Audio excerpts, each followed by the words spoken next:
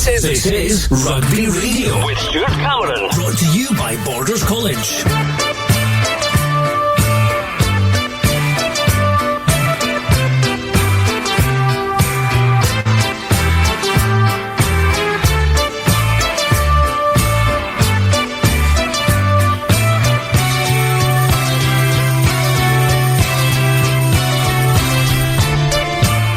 Hello and welcome to Rugby Radio, which comes to you live from the historic Raeburn Place this afternoon in Edinburgh for the Premiership match between Edinburgh Accies and Kelso. The weather has thawed dramatically overnight and the game goes ahead with a 2 o'clock kickoff. It's a vital match for both teams as they fight it out along with Musselburgh and Heriot's Blues to make it into the playoffs. We'll be bringing you live commentary from the game with Dale Clancy and Sam Mathews. But let's go down pitchside first of all to where Hugh Brown is today. And Hugh, this is a big game today, isn't it? This really is a big game. It's huge because this could well decide the outcome of who makes it through to the playoffs, because there are 4 teams in the playoffs and currently, of course, battling that out.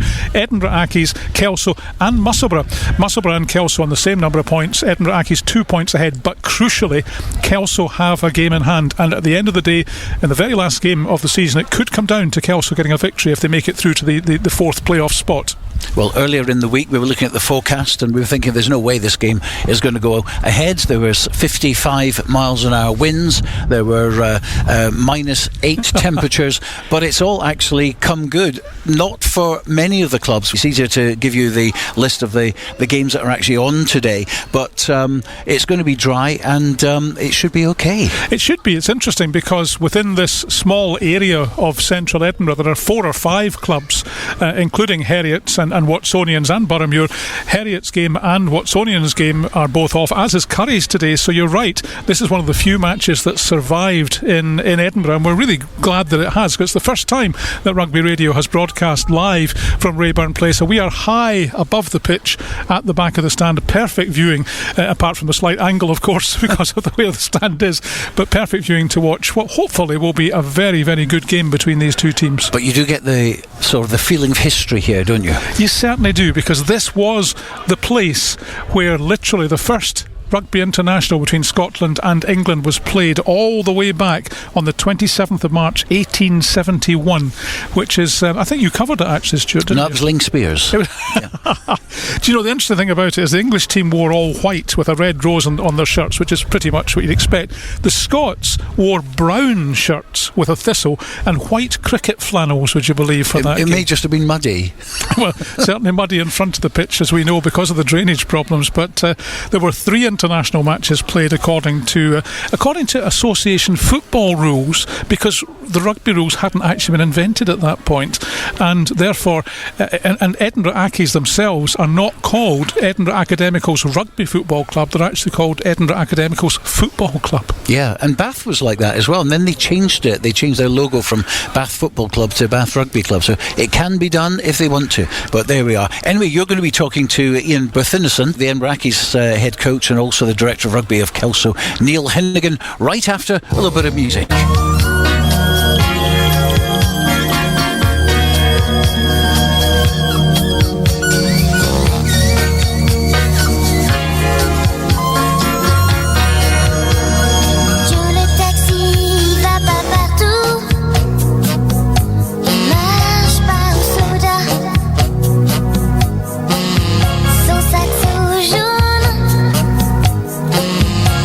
Connais toutes les rues par cœur.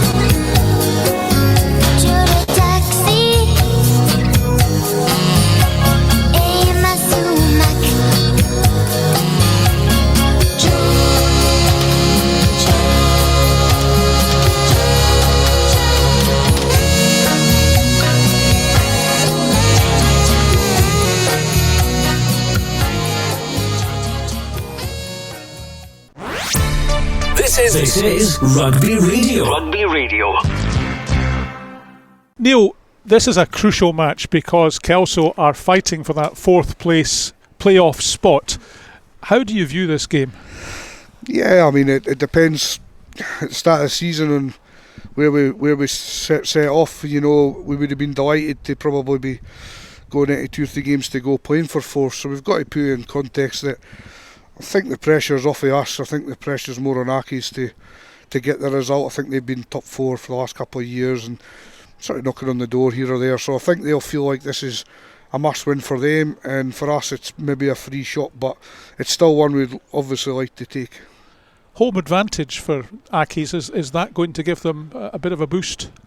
I think normally it does. 9 times out of 10 you would always say that, but I think given the context of where the game lies in the season and you're getting to the business end, I think it becomes a bit tighter, that advantage. I think it still is an advantage, but you know, I think there'll be a few people here for Kelso to cheer us on, and I think it just has that feel of a bit of a knockout game. So yeah, it will help, but I think we can overcome that. Now, the last time the teams met down at Poynter Park in October, you won by 10 points, 32-22. Do you think this one will be a closer one than that? Yeah, I think, you know, in all honesty, I felt the first half at Poynter against Accies was one of the best performances I'd seen from Accies, you know, regarding who we'd played in the season so far. They really kept the ball well, and they looked actually like there were maybe a slight, you know, bit of a gap between the 2 teams, and we managed to hang in first half. And you know, towards the end of the first half down there, I felt like all of a sudden there was a little bit of a change, and then second half it was one of our better second halves. So yeah, it was a bit of a Jekyll and Hyde story down at Poynter, but yeah, we were. I think today I hope it's really tight, because it does give us a better chance ultimately to win the match. We talked about the 4th place playoff. One of the things that you've got in your favour is you've got a game in hand over Accies and indeed in Musselburgh, who are on the same points level as you. That is going to be critical come the end of the season. Yeah, it could be. I mean, I think our last game's now put back to the 17th of February away to Hawks. So Hawks has been the game in hand we've been carrying since before the Christmas, and yeah, the way Hawks have been going lately and whatnot, maybe we've got a good chance there, but you'd still have to go and do the business. But by the time the 17th comes round, you don't know if that game will be worth anything or not, but hopefully it is. Team-wise, one of the big benefits to you today is you've got big Bruce McNeil back. Yeah, of course. Yeah, I know it. You know, it goes without saying what he is, but yeah, we would have been at Hawks if the game had been on a couple of weeks ago without him, and we played away to Heriots without him and we won that day, so we can do it. But we really want him out there. He's just such a great leader, and you know, when the pressure's on, he can come up with some big moments. So yeah, we're delighted to have him back. And you've also got Archie Barber and Robbie Tweedy coming back into the back 3, haven't you? Yeah, I mean, Archie's been remarkable all season. He's 18 years old, and he's scored some wonderful tries this season, and he's, if you were to look at his stats, which a lot of people won't obviously, but we do, and he rarely makes a mistake. You know, he's he has the odd one, but you know, for 18-year-old we would have allowed him a lot more as he does make. So he's been great, and Robbie's probably been one of the most improved players at the club this season. Just on a slightly different topic, actually, but relating to Poynter Park, you've been very privileged because you've got a South of Scotland match against Glasgow at the end of March. That's great for Poynter, isn't it? Yeah. The whole club, and I would say the town, will be looking forward to that one, and I think it guarantees a big crowd for the South, because our following's pretty strong this season. It generally is, but this season it's been building momentum, and they'll all come out for the South, and I'm sure there'll be a few Kelso players in that team. So when that happens, you know, they'll come out in the forces, and then you've got obviously every other town to come along as well. So yeah, it's one we're looking forward to, and you know, I think it's obviously been a bit of a fortress for us, and I think it will be for the South. Do you think it's a good thing that the South of Scotland are back in business, revived? Yeah, definitely. I mean, I think it gives these players a bit of something to aim for. I mean, if you're not playing maybe say top 4 in the Premiership, you know, you get to a certain point where your season would fizzle out. You look at the Jed Hawks game, for example, if that was on today.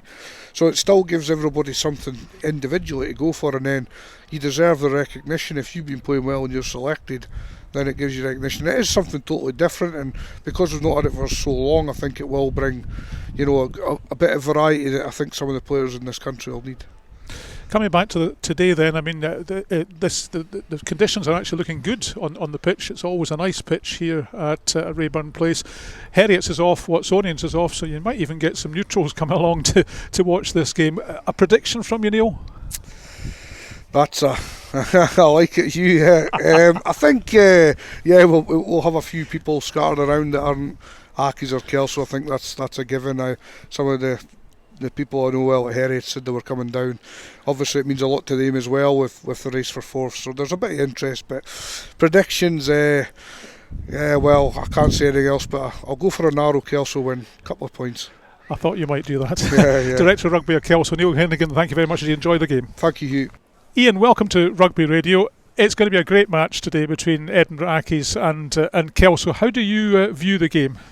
I think, look, when you look at some of the other games that are off today, especially in the capital, it's a real big game for us. You know, we win and we do what we want to do today, then we have an opportunity to push up into fourth, but then I guess Kelso will have a similar mindset with that as well. So yeah, no, it's one we're really looking forward to. That's very important, isn't it? Because what's at stake, and today will go a long way to deciding that, is the fourth place playoff spot.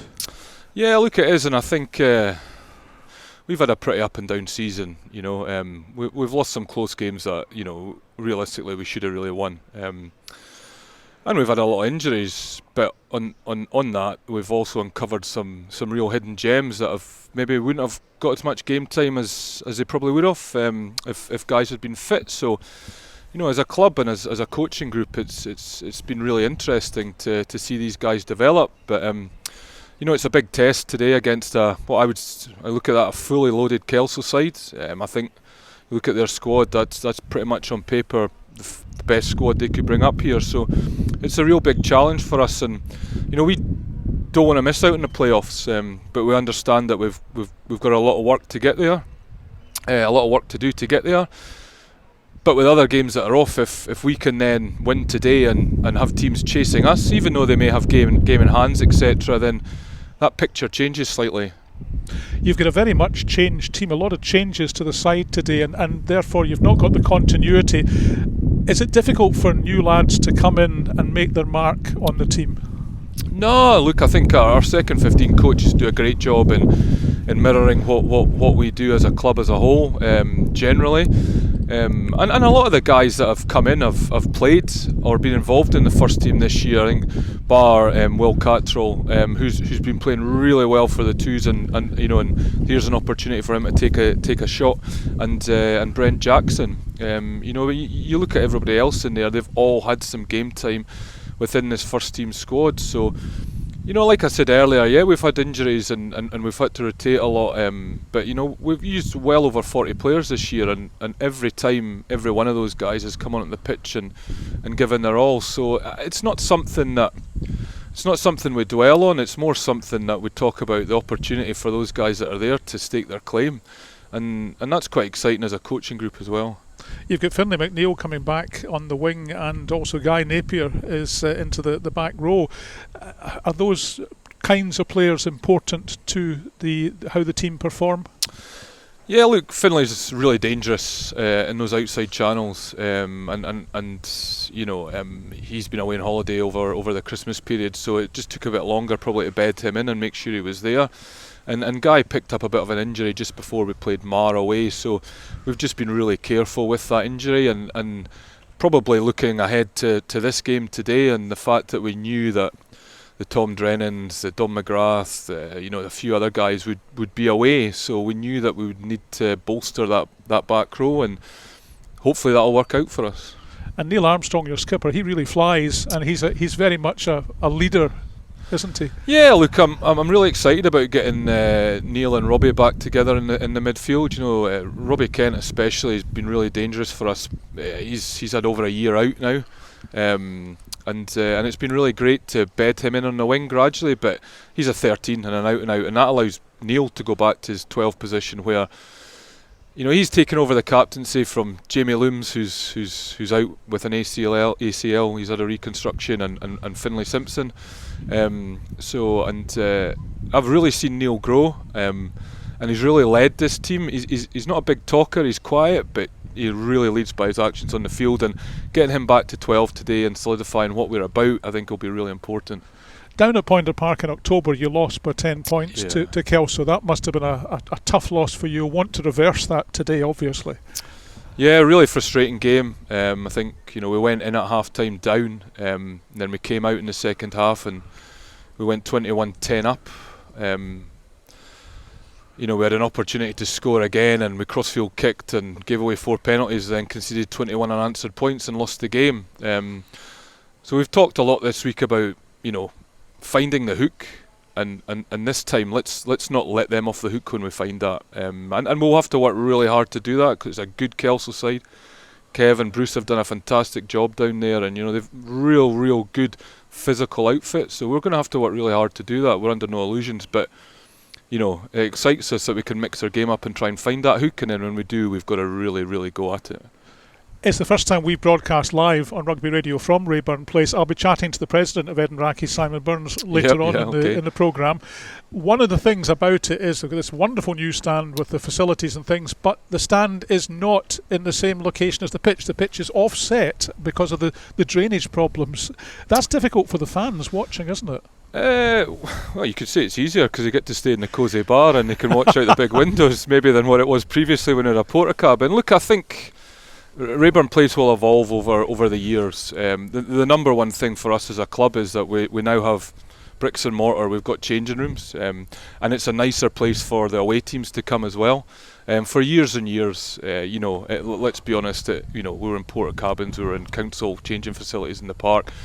That's our number one, so that's there. Everything else, that'll evolve over time. When that happens, you know, that's, I don't know, but we can only control what we've got right now, and it's far better than what we've had for years, and you know, we're delighted with it. So, finally, are Accies going to win this game against Kelso?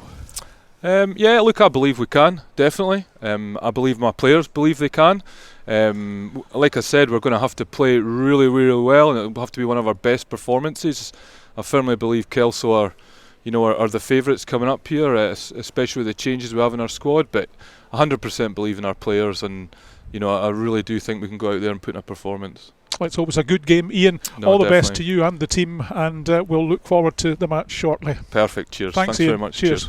Ian Brithinson talking to Hugh Brown down at pitchside there. But let's quickly give you the matches that are on today in the Premiership. Just 2 surviving. Musselburgh against Hawick, which kicks off at 3 o'clock. We've got Robin Purdie there, so he'll be bringing us details of that after this game has finished. And of course, Edinburgh Accies against Kelso.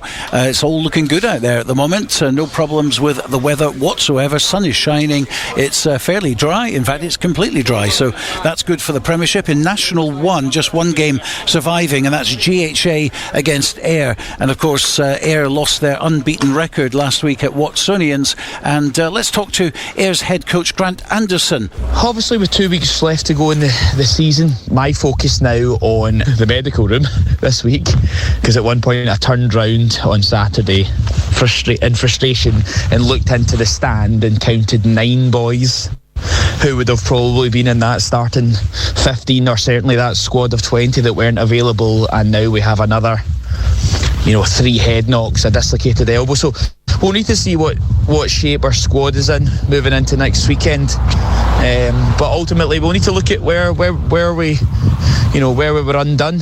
I'll show some pictures of what caused us to maybe become frustrated on Saturday. It's not going to be, I'm not going to pull the boys apart, because certainly we have not become a bad team overnight, absolutely not.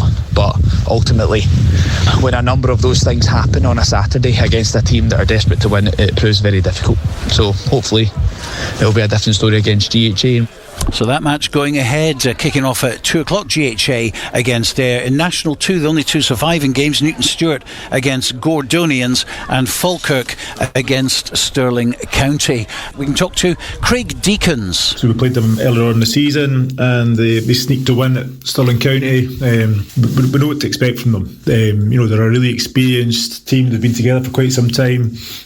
I think they've been bolstered. Obviously, they've got like Harry Russell. He's now back from injury.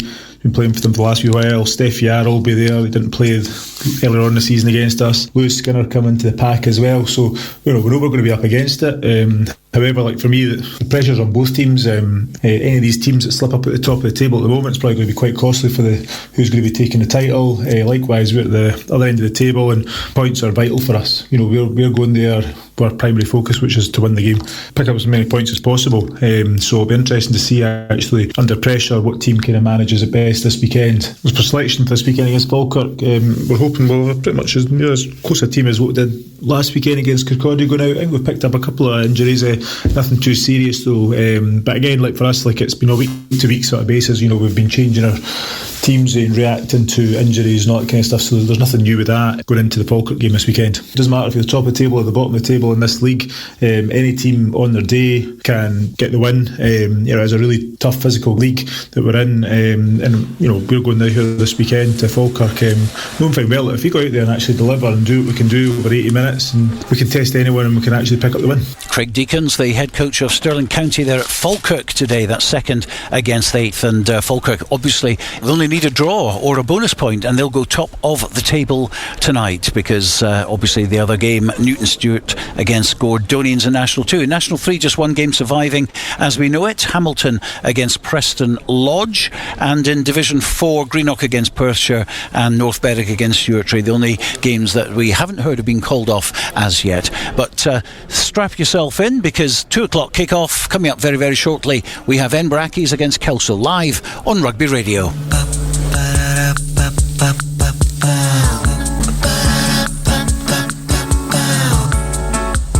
Always when we fight, I kiss you once or twice, and everything's forgotten. I know you hate that. I love you Sunday sun. The week's not yet begun, and everything is quiet, and it's always you and me, always and forever. You and me, always and forever.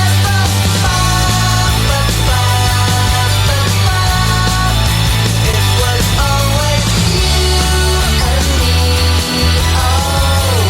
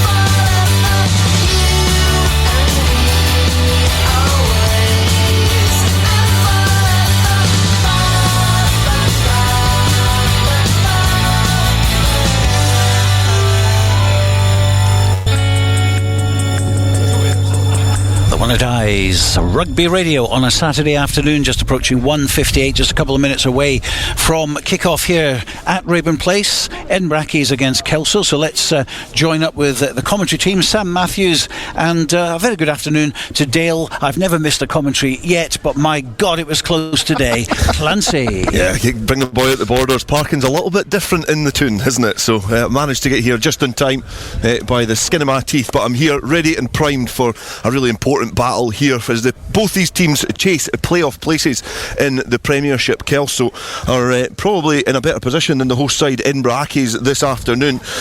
Got a couple of games in hand on their rivals. They sit just behind them in the league table. They're on 40 points, Edinburgh Accies on 42. Kelso playing a game less, and they tuck in 4 points just behind Heriot's Blues, who occupy 4th position in the league. And there's a few Heriot's players in the new cafe here, which is at Raeburn Place, and they're going to be out watching on with interest to see how their bitter city rivals get on as all these teams vie for playoff positions. But it's a slightly different setup here at Raeburn Place, with a big stand here just at the bottom of the pitch, and the old traditional stand just to the left hand side of our commentary position, the dainty historic stand here at Raeburn Place, just along the touch line there. The sun is shining overhead, it's dry, it's a little bit clatchy underfoot, but Edinburgh Accies have just been led onto the pitch by their captain Neil Armstrong, and they're going to line up this afternoon with Robbie Chalmers at fullback, Finlay McNeil and Max Wallace on the wings, with Captain Armstrong and Robbie Kent in the centres, with Ritchie and Appleson your half-back pairing.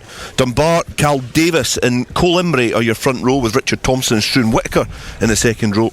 Guy Napier, Kieran Slingsby and Alistair Wood make up the back row, and what is a team littered with a lot of experience and a lot of inexperience as well. Some players on the bench as well for Edinburgh Accies will be making their debut if they get on to the field, and we just wait on Kelso to emerge from the sheds. It's a very treacherous journey down some slippery steps with boots on inside. Alongside me is Sam Mathews, and we'll get his thoughts shortly as we wait on Kelso to get onto the pitch. Their captain, ironically, is their 12 as well, Frankie Robson, but Archie Barber returns to fitness and lines up at fullback. James Thompson and Robbie Tweedy are on the wings, with Frankie Robson and Dwayne Patterson in the centres. Andy Tate and Murray Hastie partner up at half-back, a familiar pairing there, with Shields, Knox and Terry Logan in the front row. Cammy Thompson and Melbourne in the second row, and it's a return to number 8 for Bruce McNeil, and he'll be joined alongside in the back row by Murray Woodcock and Cammy Brown. And we're just waiting on Kelso to emerge from the sheds, but this is a game that neither team can really afford to lose as Kelso just make their way onto the pitch. The centres, they won't be far away from each other all afternoon, but they just lead Kelso onto the field from the bottom of the pitch. But it's an important game, Sam. Yeah, you have to say, like you pointed out there, and one of the key aspects more within the details in the stats today is actually Kelso sit on a minus 14 points difference, and Accies have a plus 63 to their name. So you can imagine if Kelso do manage to get that win here today, which the people in the borders are really sort of coveting today to put them in the playoff spot, that takes a big chunk into there as well. So if the points end up matching up towards the end of the season, trying to really negotiate that gap and make it more in Kelso's favour will be really key this afternoon. So expect them to hunt for points today. Kelso in the traditional black and white hoops with the black shorts and the white socks with the red trim, playing a very historic jersey of Edinburgh Accies, the oldest team in Scotland and the second oldest team in the world after they were formed in the 1800s, and they get play underway with their sky blue and white hoop tops with the white shorts and the navy socks, and it's just been gobbled up by Kelso as they take the ball in the 22. Bruce McNeil with an early touch to 40 forward and lay the ball on a platform for Tate and Hastie to kick downfield. And from the angle that we've got here at Raeburn Place, it's a pretty good angle to see the defensive line and how attacks might build up in this game, as we're camped directly behind Kelso as Edinburgh Accies get the ball through the hands, and it's Armstrong, and he just brushes off his opposite number and his opposite captain as well, Frankie Robson.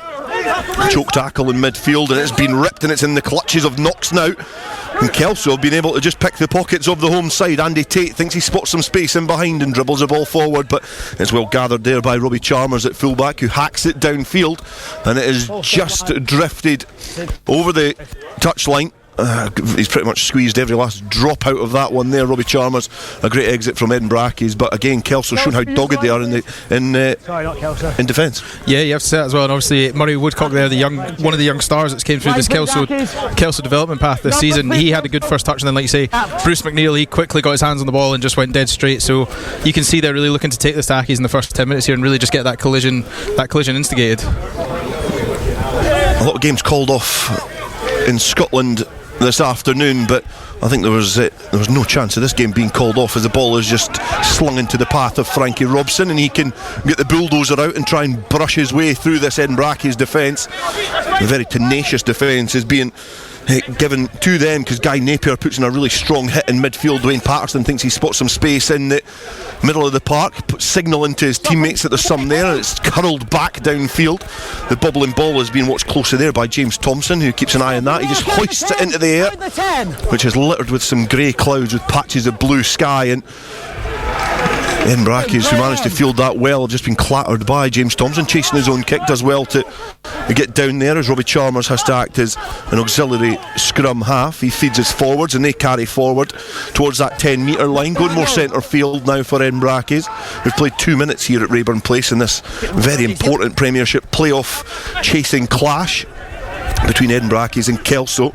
And who would have believed it, that Kelso would be in a position, after coming up from National Rugby, National 1 last year, that they'd be vying for places in the top 4 of rugby's top table. As that crossfield kick from Edinburgh Accies has just been overcooked slightly, and I think Kelso will welcome that slightly overdone kick there from Edinburgh Accies, because it takes them back into Edinburgh Accies territory. And again, early stages in this game, 3 minutes gone, but again, defences from the position that we have as well, they're really well set on both sides. Yeah, you'd say that it's evenly matched across the park. They almost mirror each other well, but it's clear what Accies are trying to do. That they're truly trying to use this really strong wind this afternoon and kick it back into this close corner to us here against the main stand. A little bit of a wind now, as you can probably hear, just swirling round Raeburn Place.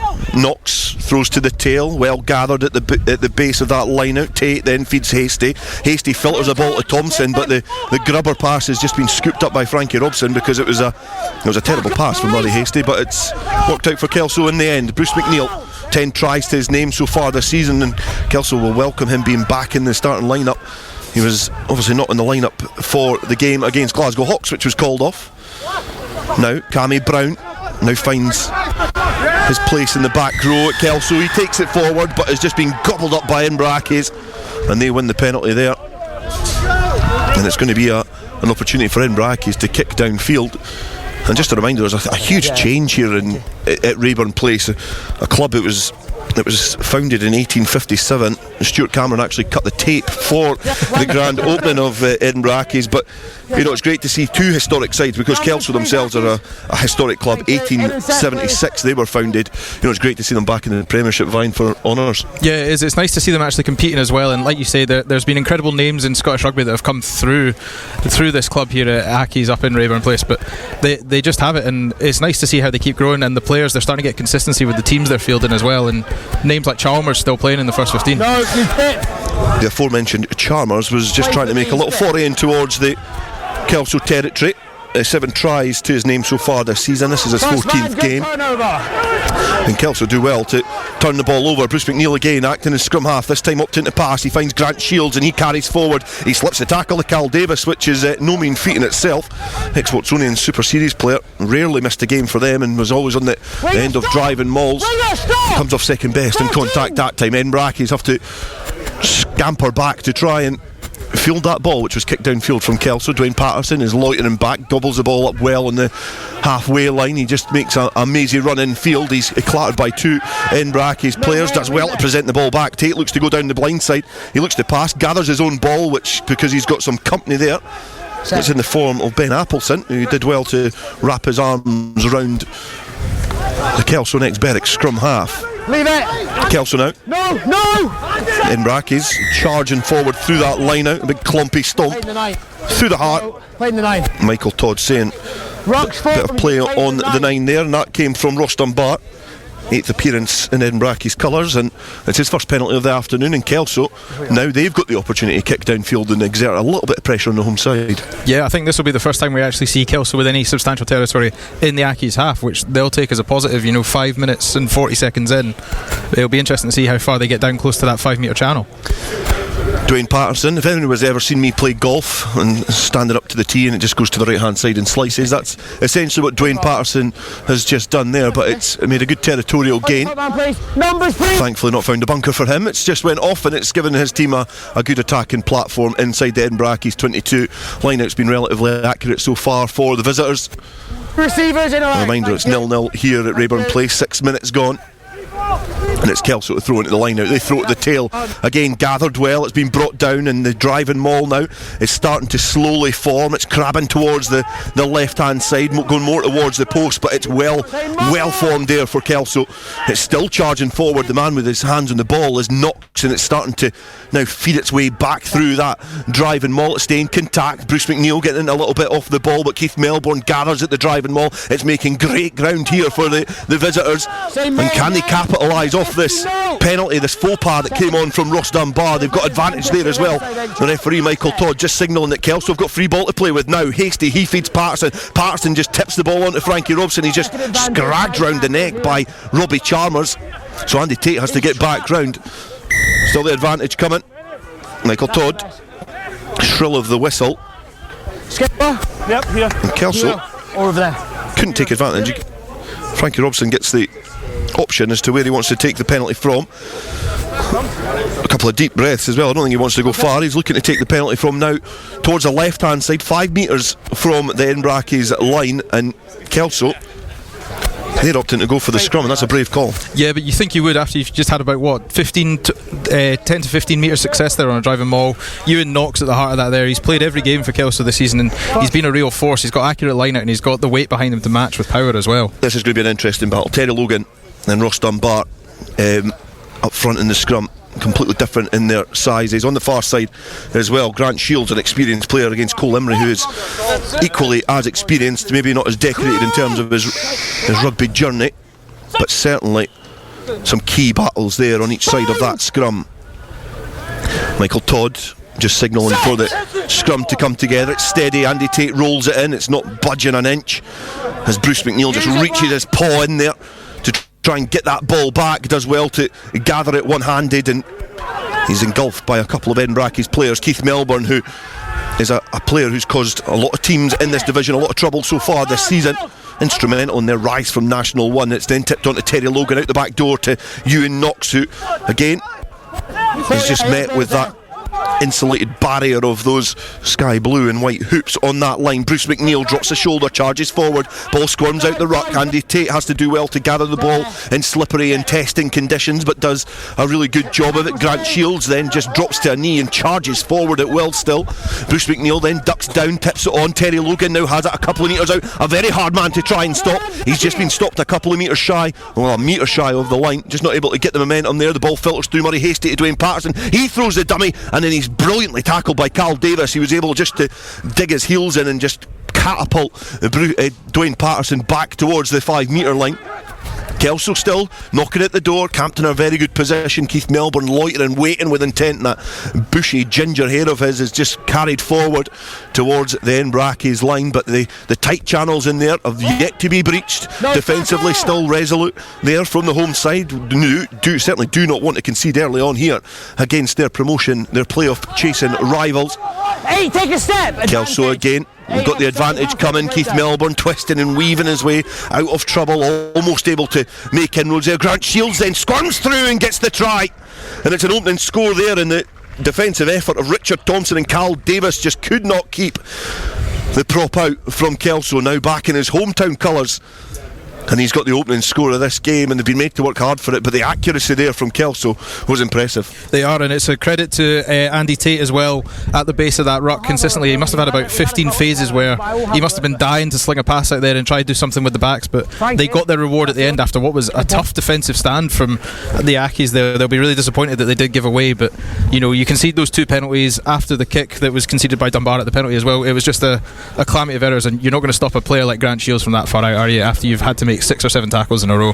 No, I can speak from experience. You're not going to stop him. I used to play a bit of rugby with him in age grade, and then he obviously had a different rugby journey, shall we say, than myself. Crippled, and then up here at the back of the stand commentating on the tail end of his career perhaps, but still a very useful exponent in the Kelso armoury. And he gets the opening score here, and it's up to Dwayne Patterson now, their top point scorer with 121 points so far this season, to try and add the extras. Right footed kick just in the clutches of the shadows of the houses which align Raeburn Place, and it just kisses the uprights and then is knocked back into play, so it doesn't split the Kinlan. So it's a 5-point start for Kelso on their travels here to the Big Smoke, and it's certainly been a positive start. 10 minutes gone, and it's been a really good start from Kelso. Quick latest update for you from National 1. It's GHA 5, Ayr 0. Ayr looking to get back to winning ways after their defeat against Watsonians last weekend, already promoted into the Premiership and trading places with Jed Forest. So it's a positive start for the men from Millbrae, and it's an equally positive start from the Poinder men here, because at Raeburn Place they lead Edinburgh Accies. 12 minutes gone, 5 points to 0. And you would imagine, Sam, that the coaching team of Kevin Utterson and all, like Bruce McNeil, etc., they'll be happy with the way that they've approached this game. They've controlled it, they've defended well, and they're really composed when they took their chances there. Yeah, like we said earlier, that sustained phases of play there really good, and Bruce McNeil as well, you can see he really wants to get it there. And I think what's interesting is he's lining himself up between his flanker and his second row at scrum time, so watch to see if they try to sort of manoeuvre that with Grant Shields maybe pivoting in that scrum. Ball now looking to be filtered wide from Edinburgh Accies, looking to get some of their more turgid runners onto the ball. Ritchie wrapping round, now throwing the ball out the back door, and Appleson is there, looks to try and chip over, and there's a whole cluster of Edinburgh Accies players there looking to make some inroads. One of them is Carl Davis, and Kelso do well to get back, and you can almost throw a blanket over all those Kelso players who got back very, very quickly in a short space of time, as Grant Shields, the opening try scorer of this game, looks to make a marauding run from his own 22 out the back door now. Andy Tate finds Hasty crossfield kick, and this is an audacious attempt from the fly half, and Chalmers tries to gather, he knocks on, it's going to be a scrum down, but great attacking intent from the Kelso fly half, and he almost put his winger there, Robbie Tweed, down a little bit of an innovation corridor, because if that had pulled off, that could have been an excellent try from Kelso. Yeah, exactly like you say there. They had the covering coming across, but Dwayne Patterson and Robbie Tweedy, they had acres of space there towards the old stand here at Accies, but great cover as well. James Thompson, he's had to do a lot of defensive work on the wing in the 14 jersey for Kelso in the opening 13 minutes, but I mean, that was great covering. Like you said, the forwards swarmed there back in numbers to make sure that Andy Tate and Murray Hasty had clean ball to work from.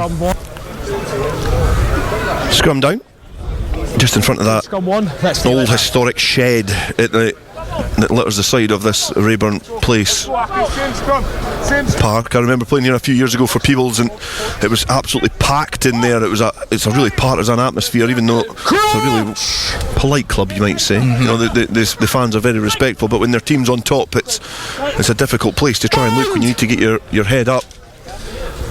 Maybe slightly different now with the change in construction roundabout here, but it's just another chapter in the decorated history of Edinburgh Accies. And the scrum put in, it's gone the way of Kelso, but the referee is signalling that I think Tight head, cranking, you've deliberately cranked him down. No. Terry Logan is the player. Head, crank. Terry Logan was the player being penalised there for pulling down on the right hand side of the scrum.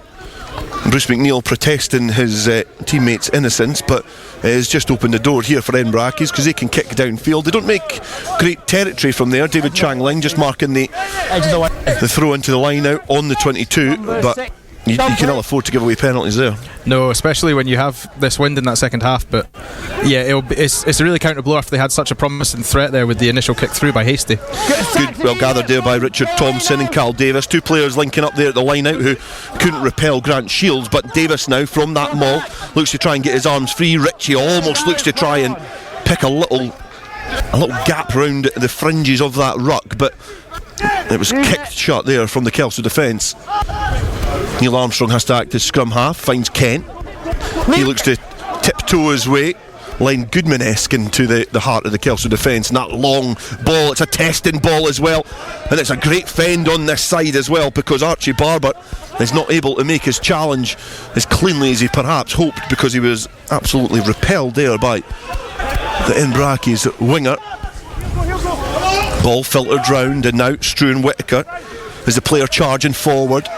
The Edinburgh Accies players get round the corner very well, very quickly to try and keep this tempo high. Kent now tiptoeing his way on the outside. He's gone round one, he's trying to go back in field, but Murray Hastie is there, making the challenge. Good defence from Kelso to get back and repel this Edinburgh Accies attack.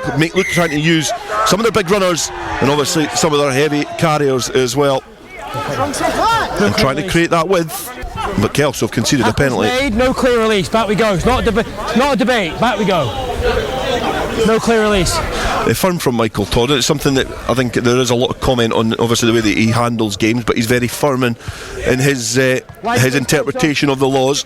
So Bruce McNeil not getting a chance to argue the case. But it gives Edinburgh Accies another chance here, and let's time it right if you're going to sack it. From experience, legal set up, please. I wouldn't be surprised if we see Cal Davis throw into this line out, pack down at the tail, and look to try and charge it over the line. First job done. Richard Thompson gathers. It's been sacked cleanly by Kelso, knowing the danger there that awaits them if Edinburgh Accies keep that ball in that driving maul. And charge forward now. They make good inroads because that carry forward is just eating away at a couple of metres there. Now Cole Limerick gets another couple as well. Ritchie's there quickly. Appleson now out the back door to Chalmers. He's been tackled well, but one-handed offload has just gone into the path of Max Wallace, who dances back in field. Take a step. Well defended yet again. Murray Hastie this time getting round the ankles. Cal Davis linking up with Ritchie, who's wrapping round. Interception from Keith Melbourne. He does well to just get his body in the road, because that little passage of play was dangerous from Kelso, but they relieve the pressure. Kick downfield. Edinburgh Accies now have to try and attack from deep. It's in the hands of Robbie Chalmers, back in Edinburgh Accies colours. He's changed jerseys a few clubs over the last few years, but he finds a settled home here at Raeburn Place, and the kick downfield is centre field, and looking to try and split this Kelso defence. It's went into the hands of Patterson, who punts the sweet spot of that ball, because he's managed just to turn the Edinburgh Accies players, and if that had went out, that would have been a brilliant 50-22. Not able to find it that time, and Finlay McNeil now has to try and kick downfield. Andy Tate waits, lets the ball bounce on the 10 metre line. He's sizing it up, looking for options. He's been signalled and told to kick it centre field, not able to, but it has been gathered again. Waiting in behind this time is Ben Appleson, and Ben Appleson has conceded the penalty. Kelso win that territorial battle in the form of a penalty there, and you would imagine Kelso want to slow it down and kick to the corner. Andy Tate almost looked like he was going quickly, but I think he's been quickly told to slow down. Yeah, he has, and Ben Appleson was really lucky that he managed to claim it just that, or he was very unlucky actually. The kick dropped right outside his 22, so he had to play it, and then, like you say, he maybe just sought cover from the onrush in Bruce McNeil and Melbourne, but unfortunately went behind his own player, resulting in the crossing penalty, which Dwayne Patterson has just put on the 5 metre line. 18 and a half minutes gone here. It's Kelso 5-0 to the good on their travels against Edinburgh Accies. A little reminder that they're in 6th position at the moment, 2 points behind their host side, 4 behind Heriot's Blues. A win here would block them close. Here we come, please. Exactly the same on the points as Heriot's Blues. A bonus point victory would allow them to consolidate the 4th spot in the division. As we kind of enter the business stage of the season, the line out goes to plan. Keith Melbourne hoisted highest, he's brought down, and then the grimace on the face of the towering Irish second row as he looks to try and dig his heels in and charge towards that line. It splinters towards the right hand side. Terry Logan emerges with the ball. Keith Melbourne then twists out of contact, presents it back as the Kelso forwards have to get there quickly. Bruce McNeil wanted to have a shot himself, and it's went back to the previous try scorer Grant Shields, and he's almost over that line. The referee Michael Todd having a good look at this, because Kelso again are chapping on the door. They're able to relieve the pressure previously, kick downfield, get the penalty, and they almost got a try there. The referee Michael Todd has just stopped this passage of play. Ref Mike for a second has just left us, but I would imagine there's a little bit of discipline there. He's having a conversation with Neil Armstrong, and he's perhaps telling them to watch the offside lines and watch the infringements in these really tight areas. Yeah, you'd have to say, and with that forward pack, you have to be so disciplined with the speed at which they regurgitate that pick and drive ball as well. Penalty's gone off the field of play. Dwayne Patterson has kicked it towards that 5 metre line.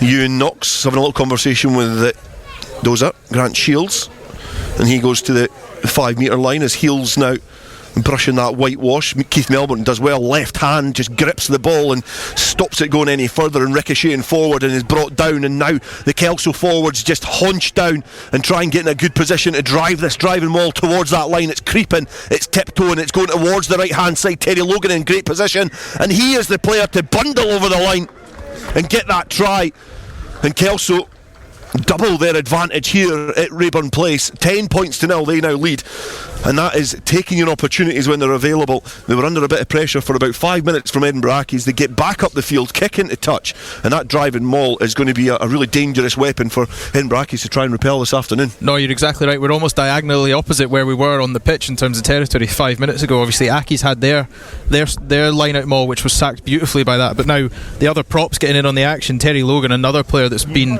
probably in his best form for Kelso this year. He's been really dynamic at the base of that, in the middle of that scrum. But yeah, Keith Melbourne, what a workhorse. If he wasn't grabbing the ball on the line out, he was dragging his own players over the try line with him, and he was covering rucks. It's unbelievable how he's played this season as well. And you've got to remember, it was that interception as well which kind of sparked that little passage of play.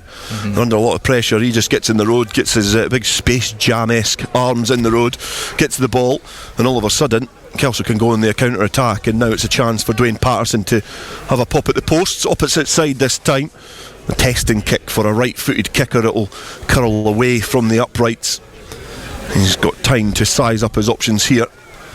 A little charge down from Edinburgh Accies, but it's not really going to put Dwayne Patterson off. It's not accurate either, and it means that it's 2 misses from 2 for Dwayne Patterson, but they've been challenging kicks, but his team have allowed him the opportunity from 2 well-worked tries, and it's a props game, these tries from 5 metres out, isn't it? Yeah, they're always fun. Maybe not for the backs, it's a bit of a cold, so you don't want to be standing there doing nothing for too long, but you're not going to complain watching your big men rumble over the whitewash, are you? Yeah, definitely not. Murray Hastie, left-footed kick downfield, clears his line, textbook exit from Kelso, and you know it's something over the last few years. I've had the joy of being able to cover a lot of borders in Scottish domestic rugby, and Kelso for a while perhaps lacked a bit of identity, and watching the maturity of this game so far, 22 minutes gone, it is a team that looks like they've been playing Premiership rugby for years. Yeah, it's not only that, but it's a team that looks like they've been playing it together. I think it was something like 12 out of the 15 have only missed one game or something. 5 have played all 14 games they've played in the Premiership so far this season, so it's great when you have a team sheet that almost writes itself every week. Definitely, as the line out doesn't go to plan there for Cal Davis, he overshoots it but gets round into a position where he can burrow forward into the chest and the midriff of his opposite man. Ewan Knox making the tackle. Then Ben Appleson with the cleanest shirt on the pitch punts it downfield, not looking to try and increase his laundry bills. Kelso, they return it, and that is a brilliant kick there from Archie Barber, a player who's chipped in with the most tries in that back line this afternoon, but shows obviously his importance with the boot as well, centre field, and he has squeezed every last drop out of that kick as well, and it's just in front of the shadows of that little traditional stand as he's relieved the pressure and kicked down towards Edinburgh Accies territory. They are, and it's text, but you know, if you ask somebody to describe the perfect rugby kick, that banana arch that's coming out of it, perfect spiral, and Archie Barber, he's a young talent, they love him here. You know, Big Eck in the group chat, he always talks highly about him and Woodcock in the back row, so expect big things from them to come in that Kelso jersey. Kick downfield from Edinburgh Accies, and that was a sclaffed kick off the field of play. They went from the line out centre field and just hooked it off.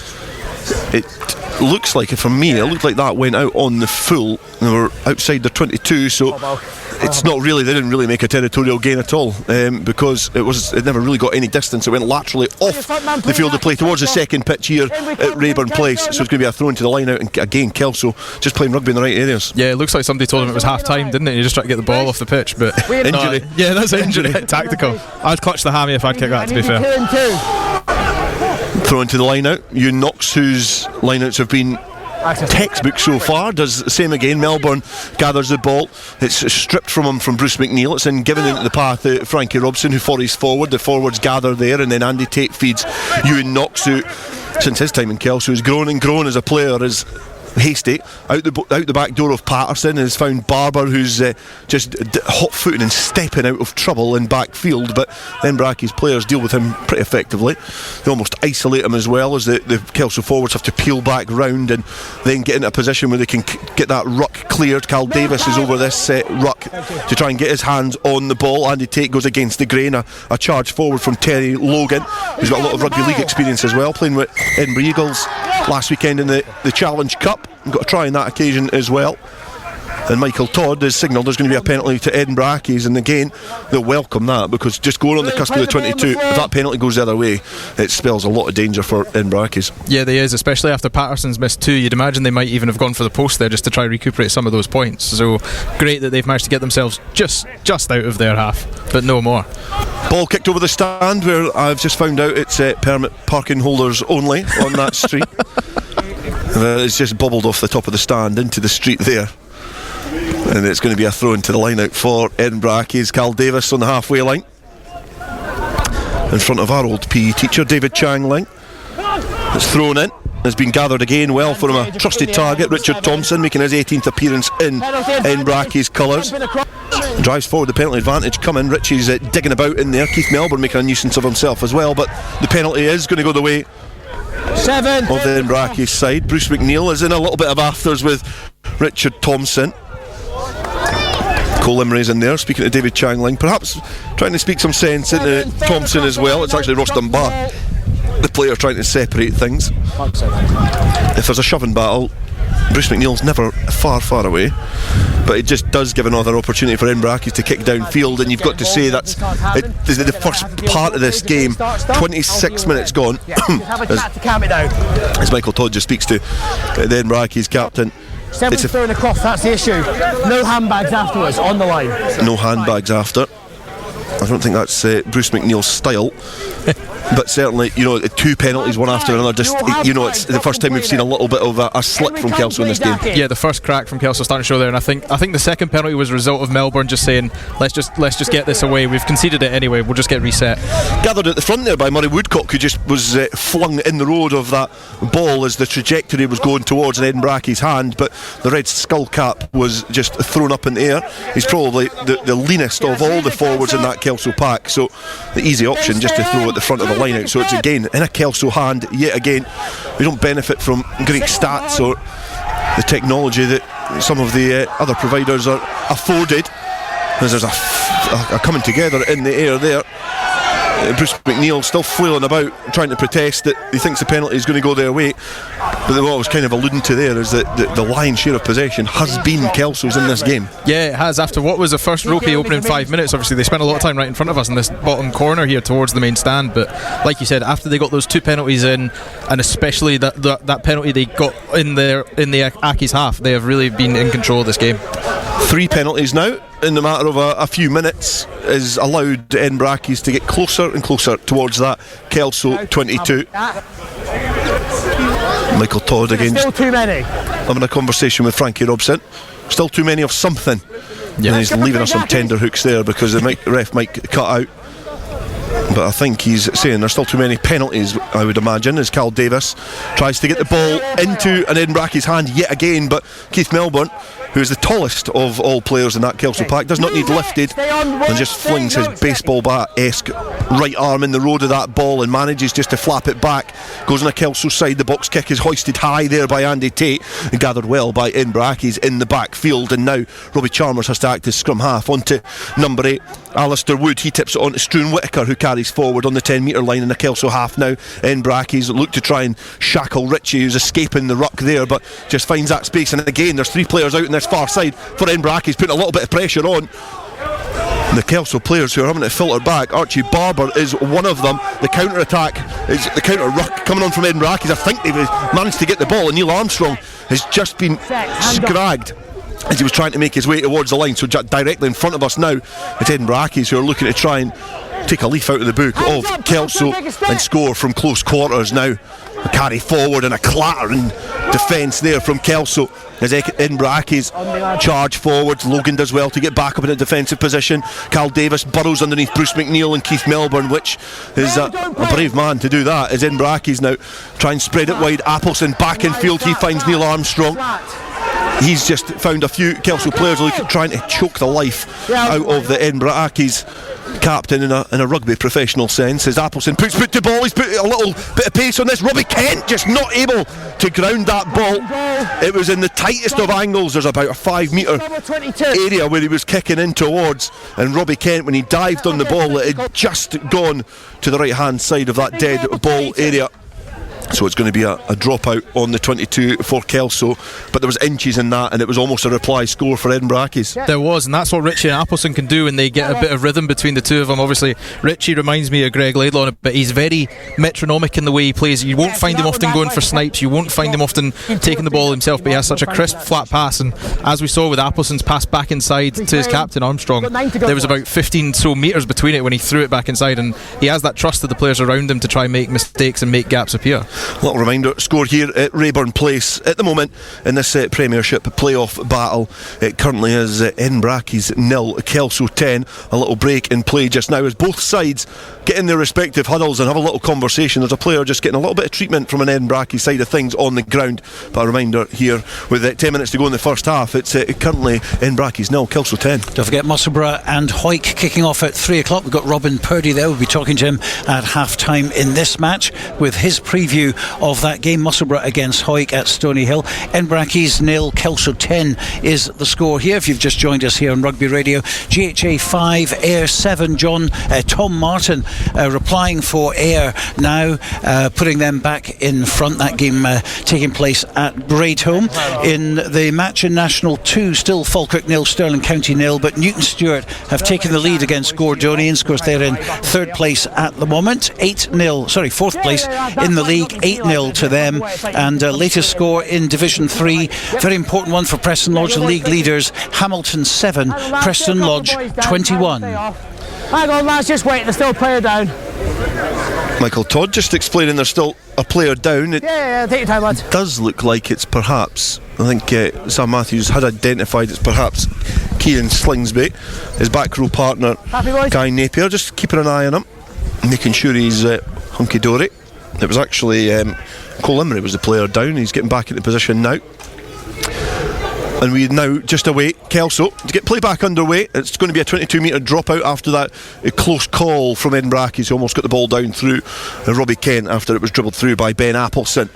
But it is going to be Dwayne Patterson to howk it downfield to his grey skull cap. Matt Gitto-esque from the outside centre has been returned. It's an awkward flight on that ball, and Dwayne Patterson's watched that brilliantly on the cusp of the 22, knows he can't kick it directly out, so just lumps it into the air yet again. A challenging kick has been gathered by Appleson, flung back in field, has been returned yet again, and waiting back this time is Archie Barber, and he has dealt with that effortlessly as well. He's just sizing it up and he looked to try and return it, but he's just sliced that off the field of play, and it's Edinburgh Accies this time who benefit and win that battle of aerial ping pong. Yeah, a lot of your boys are borrowing your wedges this afternoon, aren't they? They seem to be slicing everything, but yeah, Accies will take that. Like we said, they wanted that sustained pressure. They missed out on the try in the bottom corner by a matter of inches, so it'll be interesting to see how many phases they try and do and just keep this ball for the final 7 minutes of the first half. A throw into the line out. I was trying to figure out if you meant potato wedges or golf wedges, but I got what you meant. As Edinburgh Accies now charge forward through their captain Neil Armstrong on the 10 metre line. He's repelled by a blanket of Kelso defenders who are able just to drive back and under the hood and the disguise of second shot. That little coming together. You can see that Edinburgh Accies are fighting hard for every opportunity to try and get that ball back on their side, as Kelso make Edinburgh Accies work really hard for every opportunity. The ball flung out wide, a huge clattering challenge there from Keith Melbourne, who just hit the right area of that Edinburgh Accies attacker. Link up there, it's Whittaker who finds Appleson then tips the ball onto Ross Dunbar, and that towering prop is able just to try and get the knees up and go forward as Appleson looks to dribble it forward yet again. It's just ricocheted off the legs of a Kelso player, and Grant Shields now embracing his inner Messi just hacks it downfield, and Robbie Kent is charging forward, a little coming together with Dwayne Patterson. He dribbles it over the line, he would have been in, but the referee has spotted that there's been a trip in there. We benefit from having a screen in front of us, and this isn't border bias, but it did look like both players, both outside centre, Patterson and Kent, were running in the same direction, and it looked like there was a little bit of legs coming together as opposed to a trip on purpose. Kelso have been marched back 10 metres as well, but it was a good opportunity, well charged down by Cammy Brown. Grant Shields kicked downfield, but a little error in there from Kelso as they look to try and stretch their advantage here at Raeburn Place. But it's a penalty Edinburgh Accies, and it remains 10 points to 0 to the visitors. Yeah, it does, and they'll be really annoyed about the 10 metres back as well, because I think it was Cammy Brown who was actually quite far away from the ref. Given such dissent, that's a situation you don't need to do. You're alleviating your own pressure on people there. It's not beneficial in any way, shape or form. Yeah, very uncharacteristic of Cammy Brown.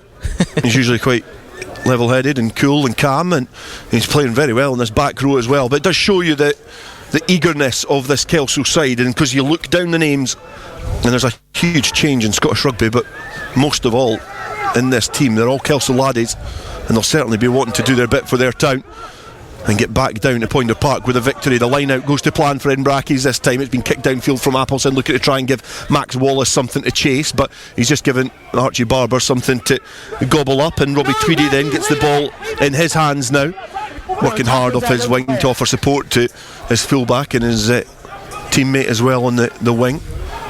Murray Hastie returns the ball, and accurately as well, and it's been gathered on that far side by Finlay McNeil, but his feet have just encroached on that whitewash, and it's going to be a throw into the line out. It's actually Connor Allen who is on that wing there by the looks of things, wearing number 20. But as that ball was kicked, he said, I thought Murray Hastie, when the flight of that ball, I thought this is going out in the full. It caught up in the wind, and Connor Allen just really never knew where he was, and his heels just encroached on that white line. Like you said, it was really tough as well, because it may well have gone out on the full ever so slightly, or at least hit the touchline if he'd left it, but he's not going to want to watch that replay back on the cameras we've brought today, because it's a simple mistake of just setting yourself and putting your foot on the whitewash. Really, really uncharacteristic error from a Premiership player there. Line out again goes to plan. Kelso now look to try and go through their repertoire and get past this Edinburgh Accies defence for a third time in this game.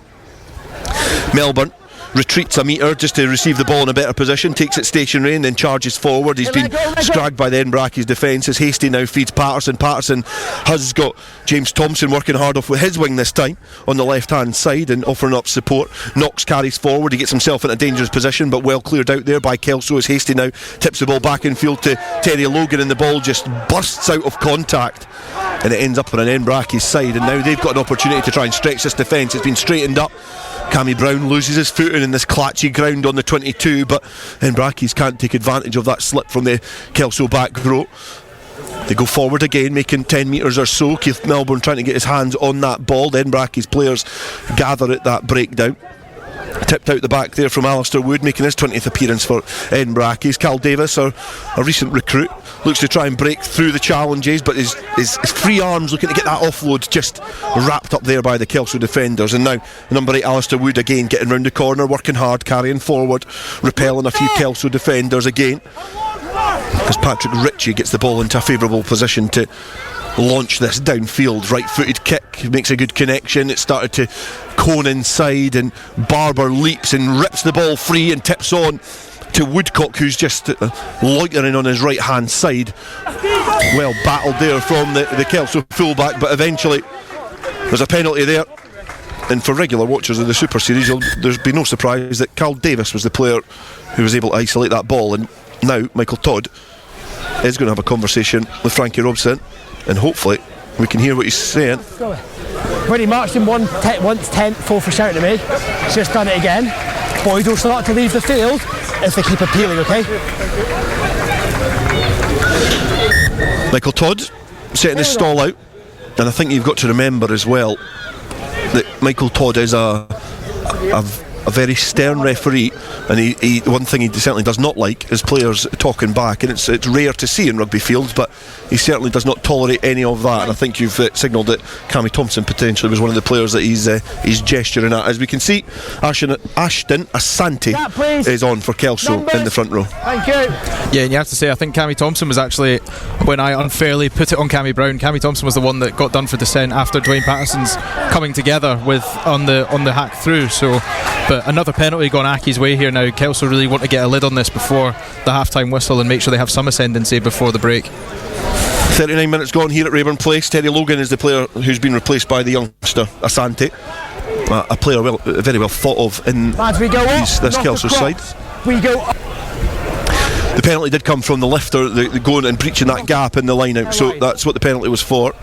Michael Todd did signal that. I probably didn't describe it too well, but that's what the penalty was for at the line out, showing the keenness of this Kelso side. Cal Davis just outside the 22, just gives the ball a little dry with the towel and then effortlessly lobs it towards the tail, because the number 8 is there, Alistair Wood, and he's been brought down to earth. He spots a little gap in front of him and just tries to hot-foot it towards the line. Cal Davis charges forward and he makes good ground. He's almost stripped there by the middle row, Cammy Thompson there, who has to get round and make that challenge yet again. And Edinburgh Accies now have got a little bit more intent and purpose in their carries, getting closer towards that line. Frankie Robson rides high and makes a good challenge.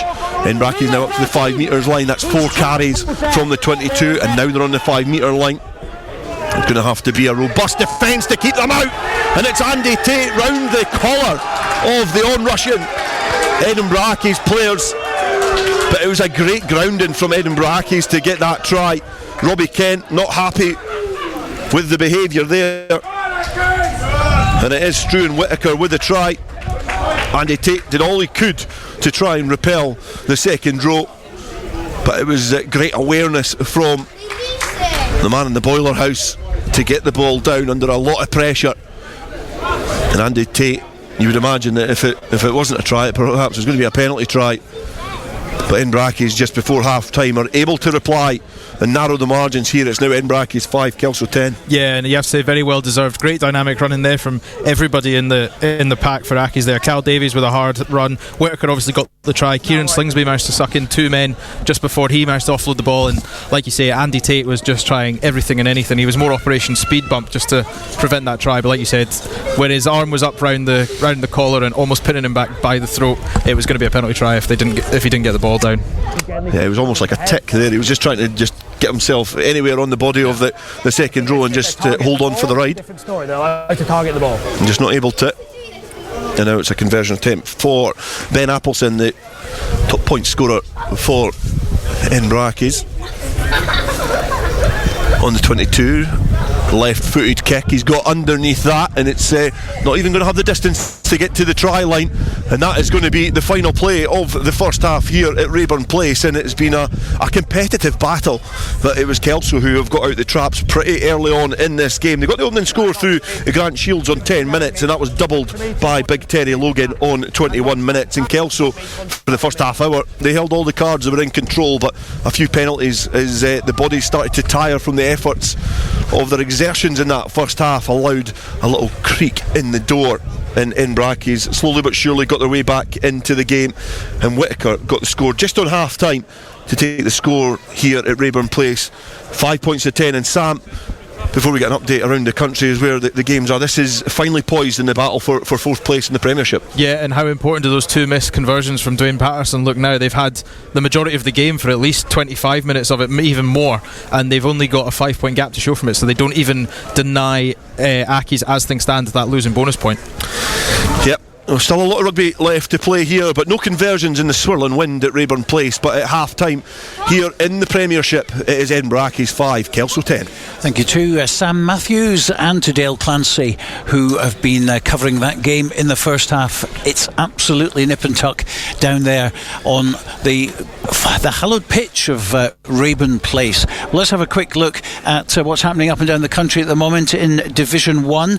The latest score, GHA 5, Ayr 14. GHA taking the lead at Braidholme there, but Tom Martin and Harry Lynch, the scorers for Ayr, 2 converted tries for them. 14-5 the latest. National 2, I can tell you there was a late call-off for Falkirk and Stirling County, which leaves just Newton Stewart and Gordonians playing in National 2, and currently a couple of tries for Newton Stewart, 13-0 they lead Gordonians in that one. And in National 3, Preston Lodge, the table toppers, are playing at Hamilton at Leybent, and Hamilton in 10th place, Preston Lodge in first. Hamilton took the lead in that one 7-0, but it's now, would you believe, Hamilton 7, Preston Lodge 40. A huge result at the moment. Preston Lodge full steam ahead, looking for promotion into National 2.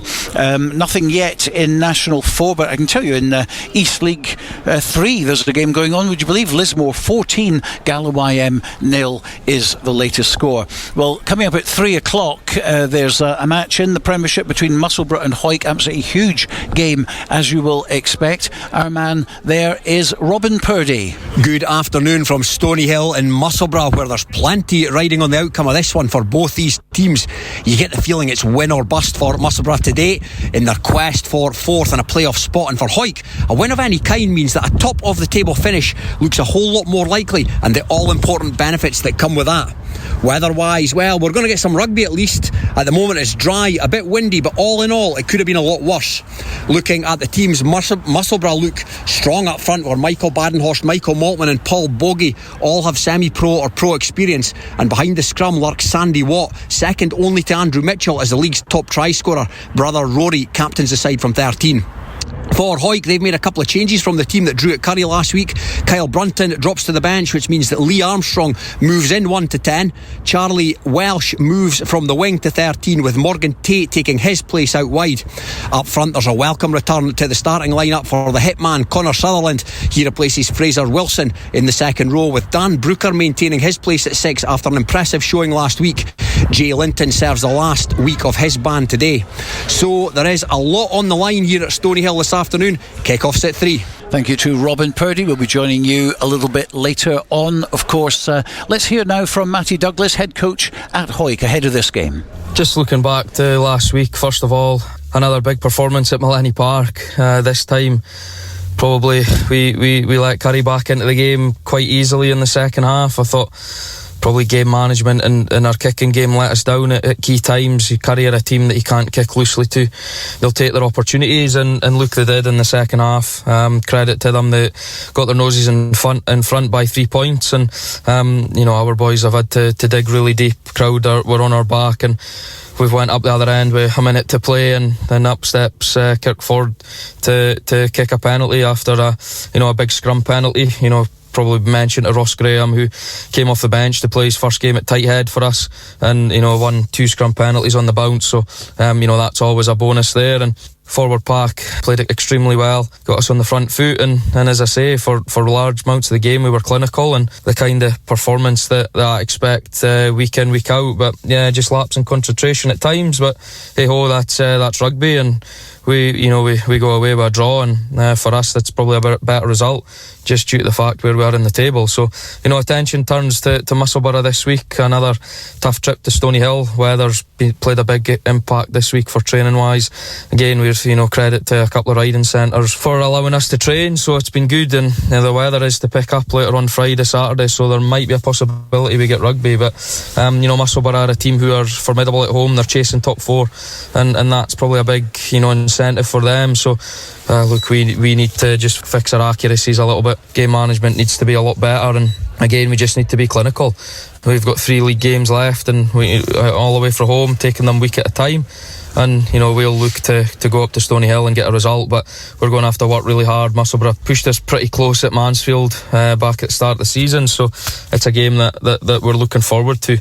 Squad wise, again, we've got a full squad to pick from. Jalen and will return to selection next week, but apart from that, again, a lot of boys training, and we're getting excited into the running at the end of the season.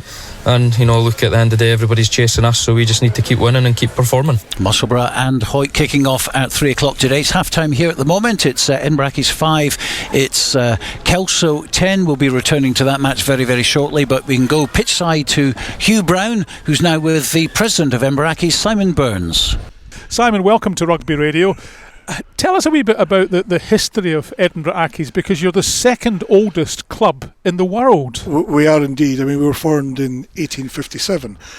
This ground, in fact, was first set up as a cricket field. So it was purchased as a cricket field for the Edinburgh Academy School in 1854, and then rugby came along in 1857. So we're certainly the oldest club in Scotland. We think we're the second oldest in the world, and there's some debate about who the oldest club in the world is. What's interesting about Edinburgh Accies is that they staged this ground staged the very first Scotland-England international in 1871. It did indeed, and in fact there's a documentary being produced recently about that very match.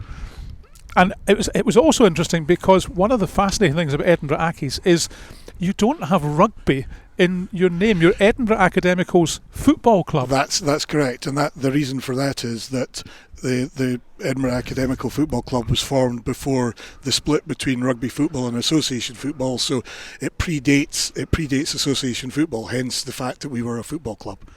And that first international, Scotland won by 1-0 because it was pre-rugby. They did the scoring differently, didn't they? That's right, and you had to. I think my understanding is you had to convert the try in order for any points to be scored at all. Scotland scored a try. It was duly converted, and we won by 1-0. Although England did get revenge the following year, I believe. I believe they did. Tell us about.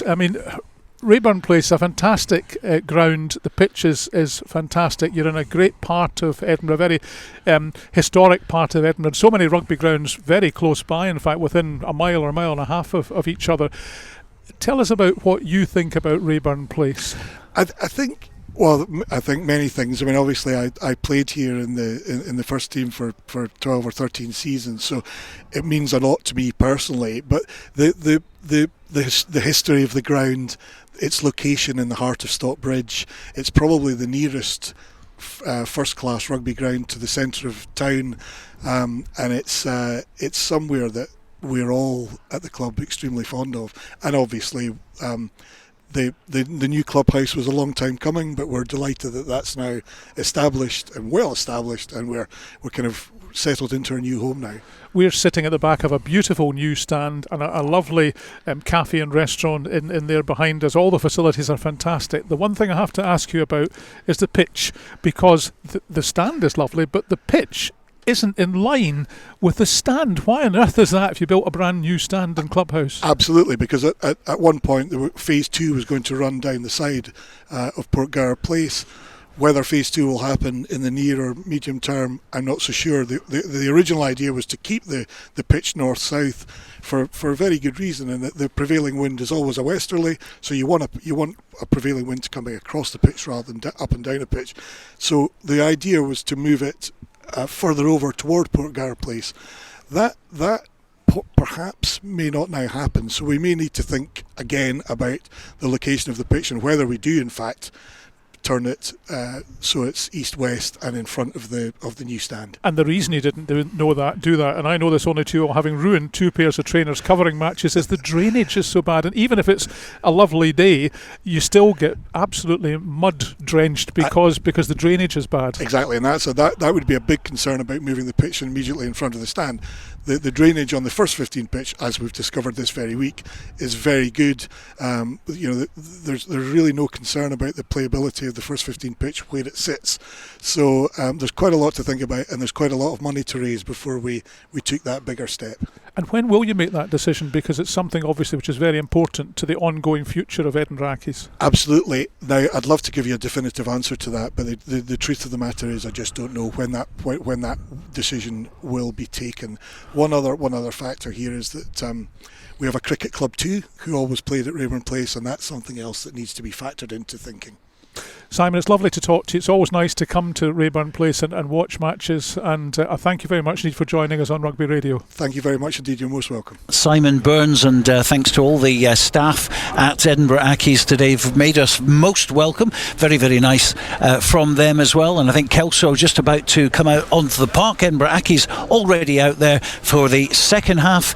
Dale Clancy. Kelso were a team that were probably going to thank Edinburgh Accies for the first half an hour here as well, because they got a very warm welcome from the players on the pitch, because the first half hour was all Kelso here at Raeburn Place, but after that Edinburgh Accies certainly grew in to that first half, getting a score right at the end to take the score at half time to Edinburgh Accies 5, Kelso 10. So we've got 40 minutes left to play, and Sam, Simon, whatever you get called, it's certainly going to be an interesting game in the second half. Yeah, it's one of the nicer things Stuart's called me, to be fair, so I'll take it. But yeah, definitely. And then as you can see now, a few subs have actually made their way onto the pitch for Kelso, so they're obviously trying to keep that intensity up and keep it clean. But Ewan Thompson, and it looks like it's a Santi, but I think that's James Glendinning in the 17 jersey actually. But yeah, they'll be eager to get some mud on their shirts either, so it looks like they've taken part. But yeah, you'll see they want to keep that intensity high, and Ewan Thompson's a great man to do it. Former Berwick player, but he's got an engine on him. He doesn't stop running. It's going to be Kelso to get the second half underway, and it's Dwayne Patterson to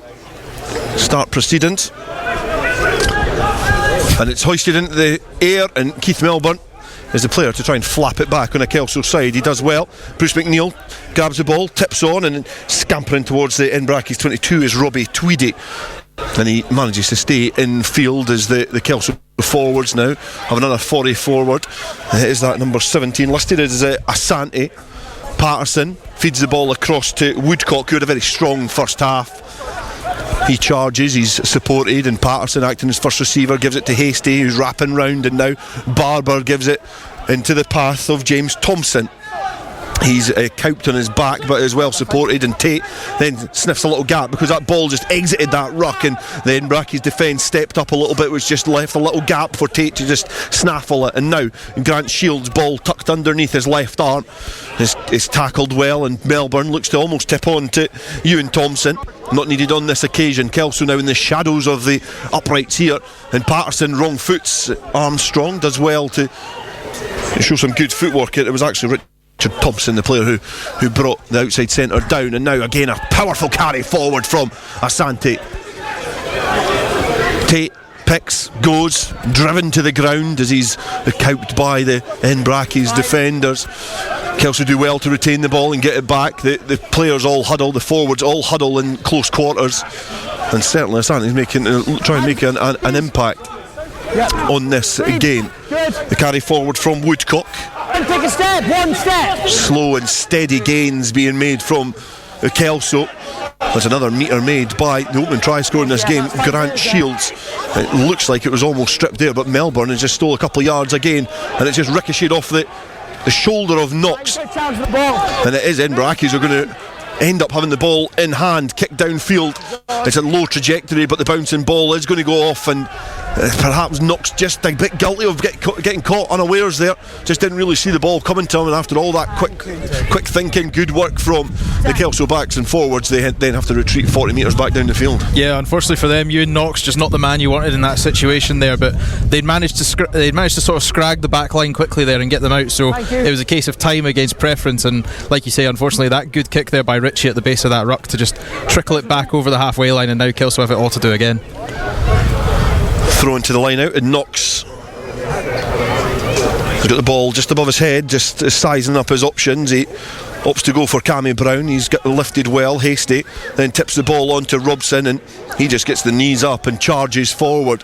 Now the forward's coming round the corner, and Melbourne gets a 40 in towards the heart of that Edinburgh Accies defence.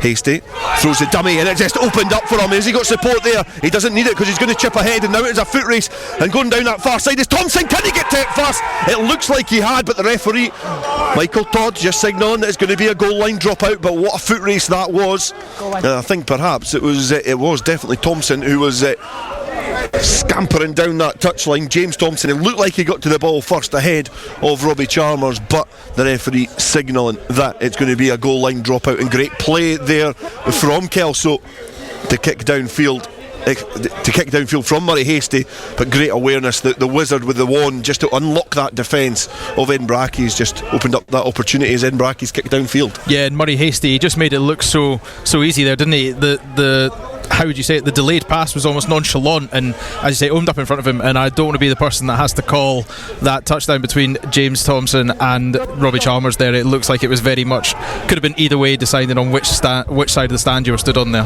Tate centre field now from that 22 dropout. They've went through a couple of passages of play, and Dwayne Patterson now with great evasive footwork trying to just tease and toy with that Edinburgh Accies defence.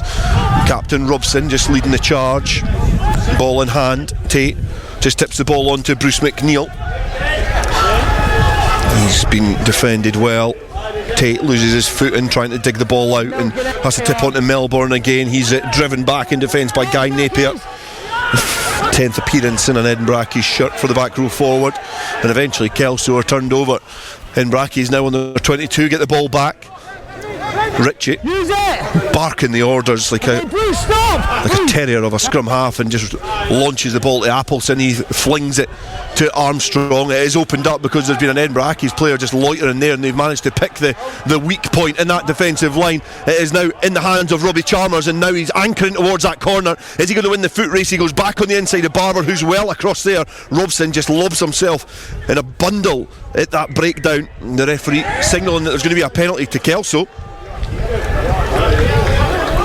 I think it actually is going to be a penalty to Edinburgh Accies, because Frankie Robson is trudging off, and I think he certainly accepted that was going to be a yellow card, and Edinburgh Accies go quickly, and Ritchie is almost over the line. He's taking it quickly. The support is there, but Edinburgh Accies eventually are going to go over the line, because they went against the grain, and Kieran Slingsby was the player just to spot that little gap in defence, and Frankie Robson is barely over the 22 metre line and barely off the pitch. Kelso down to 14 men, and Edinburgh Accies all of a sudden draw it level. Yeah, we speak about what happened there, and then you can't have a worse couple of 30 seconds there, really. Obviously Robson knew he was playing with fire when he went to cover that Chalmers tackle there. He was straight on flat on top of it. He had no attempt to even stay on his feet. He entered it from the wrong side, pick your poison. He then didn't roll away, which is what he eventually got penalised for. So a whole calamity of errors there for Robson, and I think it was an effort of just try kill that ball, but you had the wherewithal of Matt Ritchie there, Patrick Ritchie, the young nine. He was up and out like a lightning, and then you just have a strong team like that. Kieran Slingsby was quick to notice the ball fire out the back of the ruck, the former Jed Forrest man. Conversion attempt successful, so Edinburgh Accies take the lead for the first time in this game. So 12 points to 10.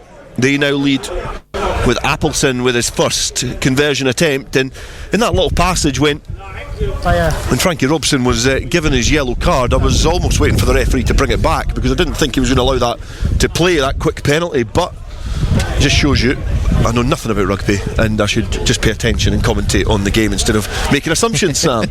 Well, there's a phrase about the word assume, isn't there? But yeah, you have to say it was clever by Patrick Ritchie there, and like you said, Michael Todd, he's keen to let the game play. You can see that there. He's not a fan of dissent, but he tries to keep the game moving as quickly as he can. But Kelso will be kicking themselves. They've had plenty of chances in the first 46 minutes of this game, and they probably should have been further ahead, but now they're chasing, never mind trying to keep them out with a losing bonus point. Great attacking intent from Kelso in the opening 5 minutes, and then all of a sudden it just turns on a sixpence, and Edinburgh Accies are up the other end and just exerting their own pressure as Carl Davis carries forward from that restart. It's well gathered by Edinburgh Accies, and it's ended up in the hands of the experienced hooker. He used to train with Edinburgh Rugby after a very fruitful spell with Watsonians in the Super Series, especially when they're at the peak of their powers. And from that box kick downfield, Edinburgh Accies are just on that like a seagull on a hot chip, because they just drive the Kelso players off of the ball, and they arise with the ball in hand. And now some of their towering players, and one of them, Richard Thompson, is trying to do a cheeky goosey midfield. Robbie Kent is driven back in defence by Dwayne Patterson, who's going to have to work hard to cover a couple of positions there. But Edinburgh Accies now encroach that halfway line. The kick downfield from Appleson, looking to try and use this wind, and Murray Hastie's having to cover back, and it's just dribbled off the field of play. But the Kelso backs, I think, in attacking Frankie Robson's a key attacking component in their arsenal. Like to deploy him from midfield and puncture the defence. I don't think that's going to be too much to their detriment for Kelso in attack, because they've got really big forwards that can plug that gap. It's going to be the hard work in defence, because he's a linchpin in making sure that Patterson drifts and also covering that back three. They're going to be stretched in defence, especially against Edinburgh Accies. No, you're exactly right. You've lost your inside centre, but you've also lost your captain as well. Fair enough, he's not as vocal as maybe a Bruce McNeil or somebody like that, but as you said, just organising that defence, when to blitz, when to hold, when to go soft into the defensive line.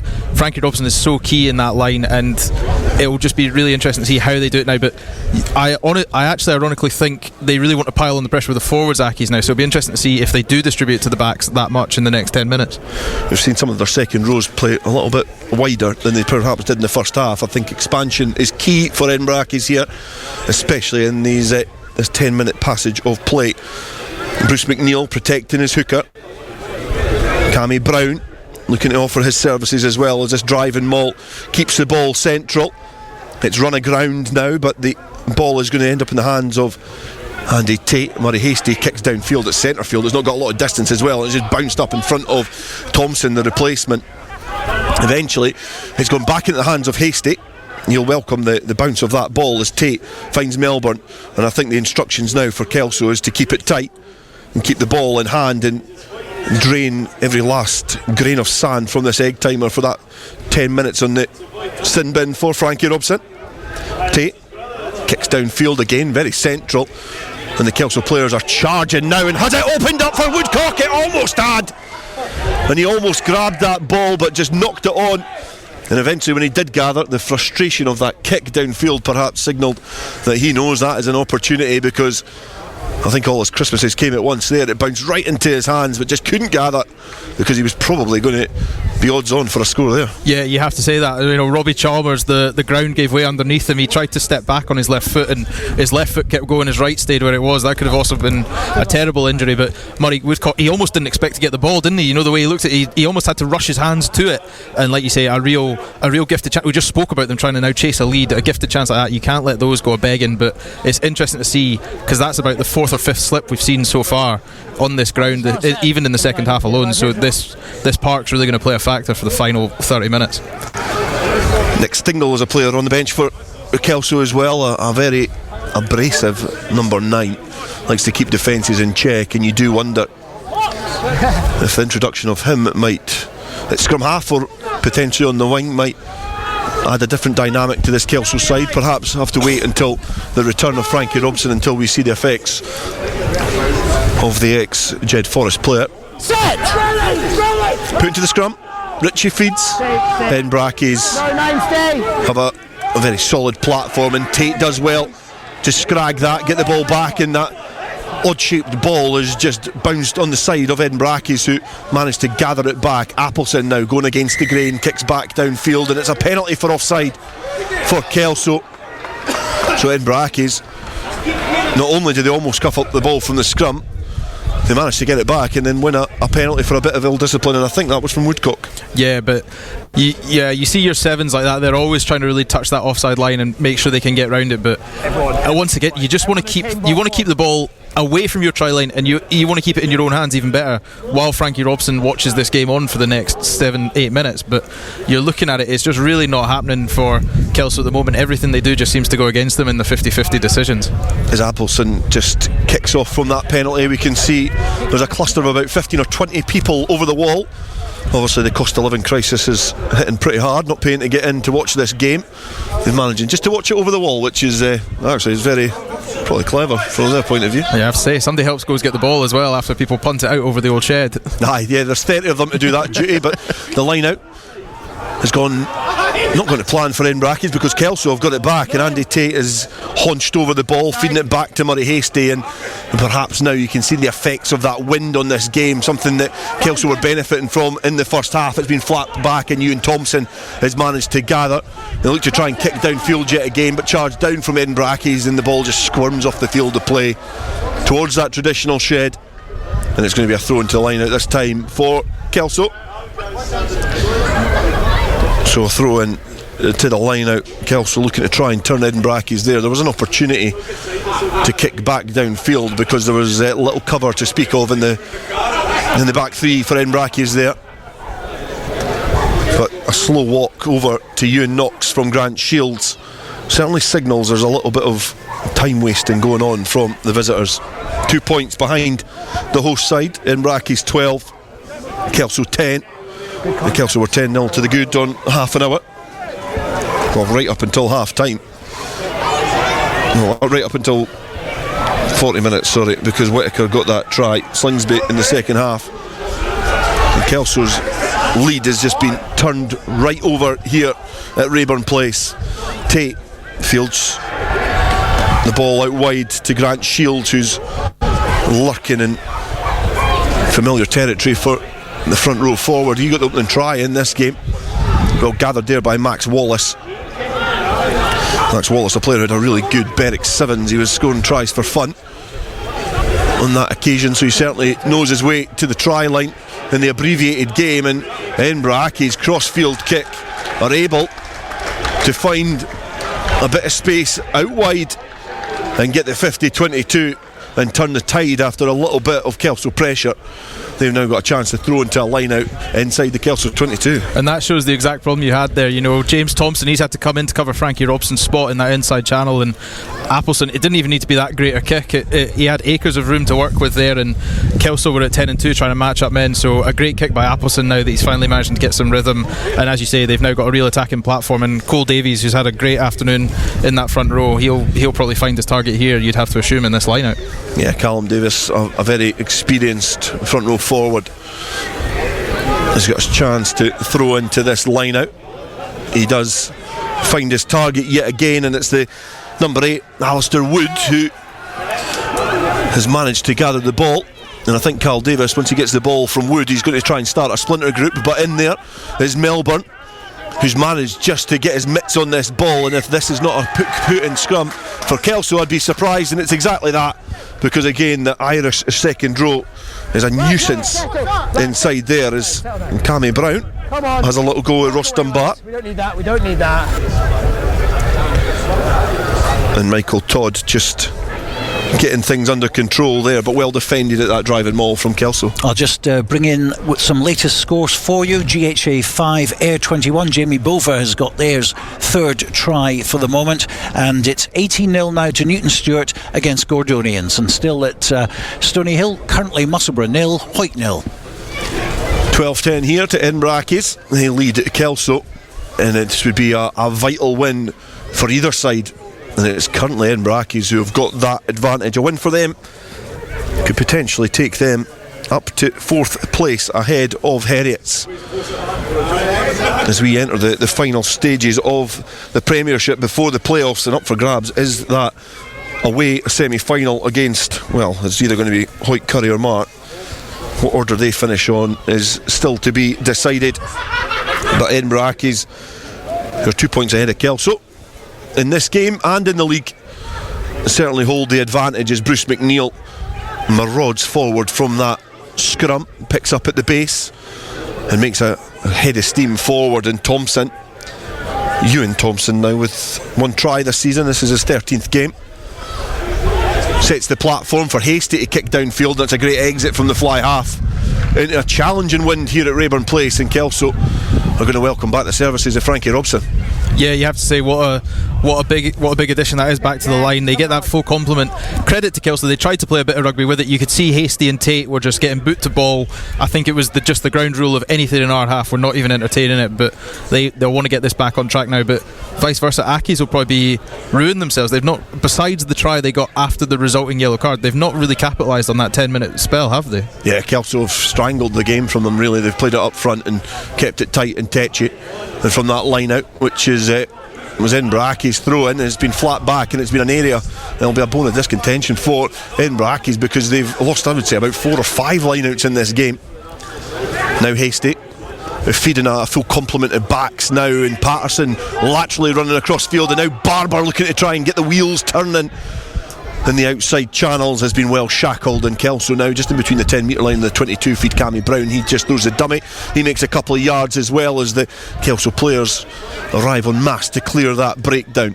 Now Knox, who's had a good game apart from that, perhaps that little error which led to the yellow card, and the the try for Edinburgh Accies. Carries, and now Brown again, going against the grain. Kelso just need to be accurate here and protect that ball. Another carry, again for Knox.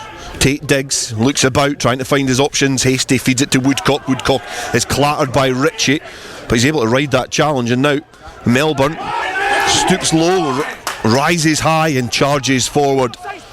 There's Hasty on the 22, feeds Woodcock out the back to Patterson. Patterson has then ghosted the ball to Brown, who just exits off the wider the wider channels.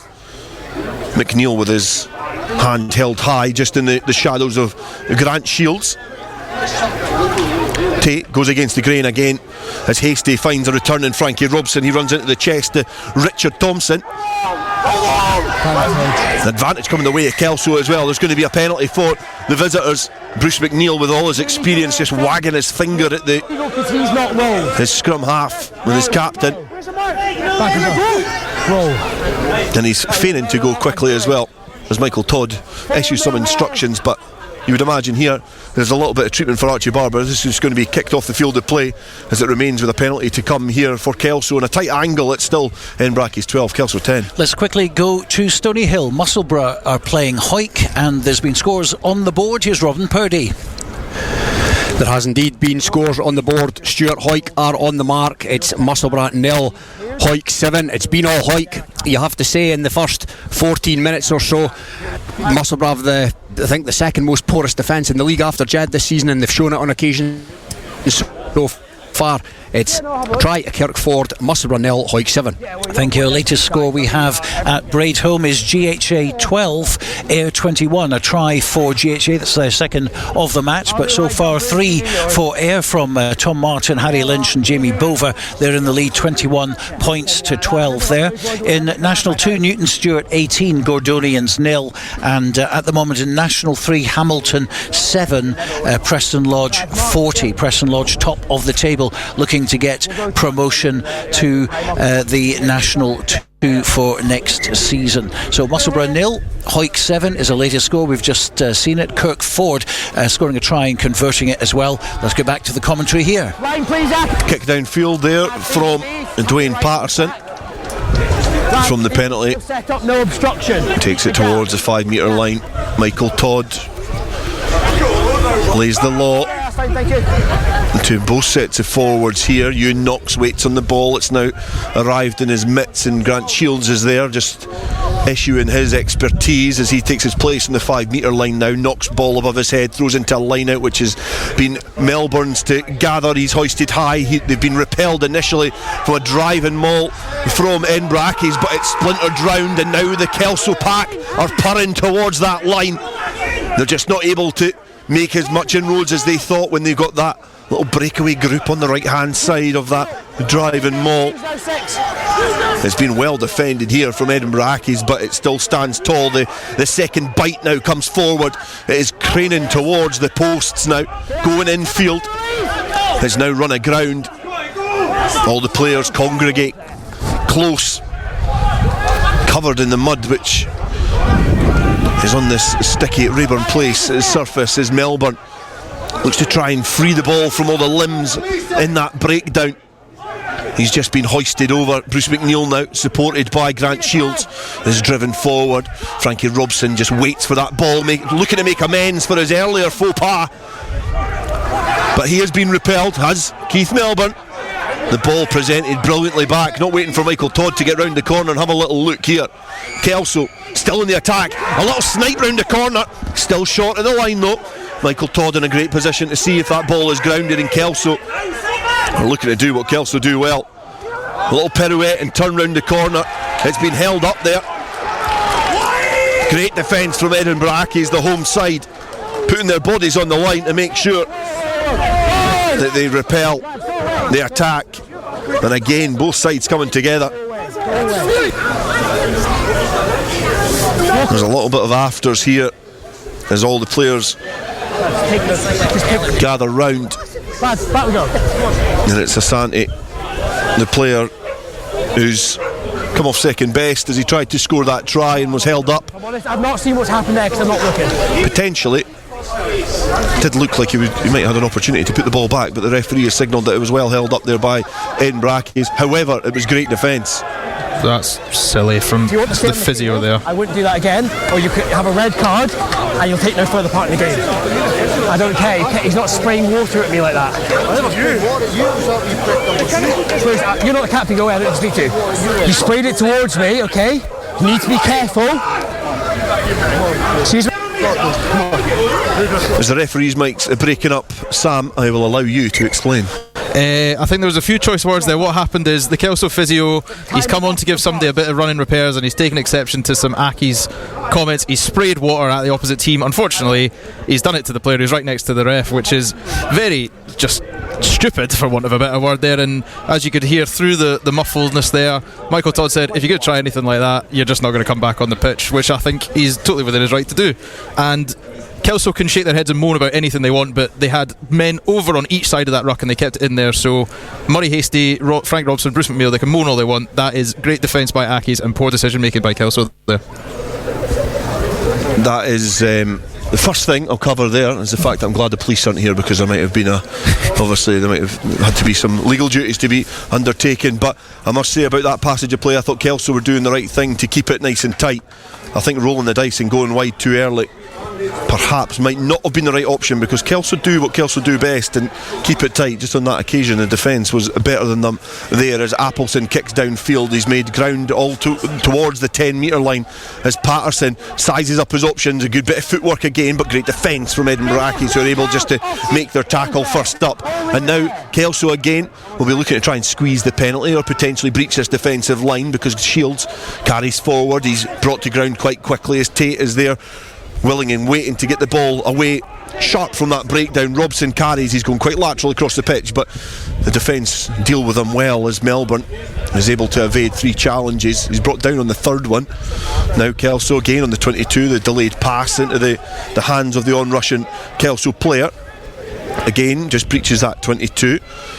And Bracky's almost defending that like a try line as Robson just catapults himself over that aforementioned line. Woodcock, he carries, dealt with. Melbourne dances and weaves and is scragged to ground and rolls and presents the ball back, and it's now Tate to Hastie. Hastie has given the ball in the path of Robson, who had to pretty much dig back in his pocket to get that ball back because it was bobbling all over the place.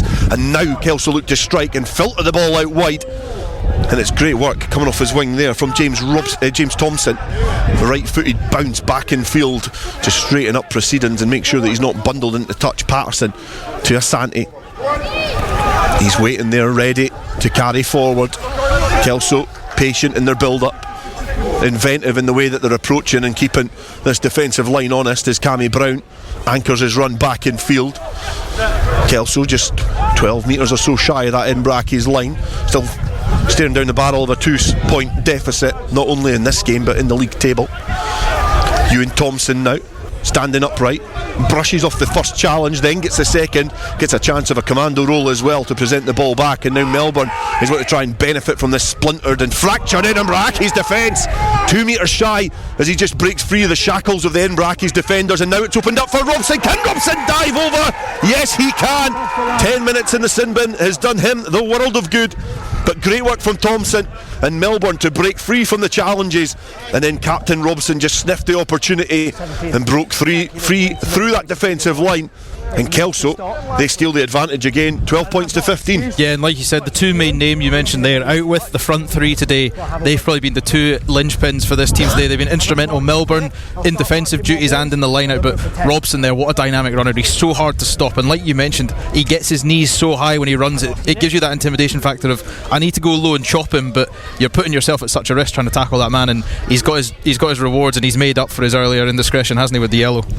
Robson is one of those players who, what you see is what you get. He's a very direct runner, but he does it so well. So even if you're set up and prepared, he's still going to really challenge it.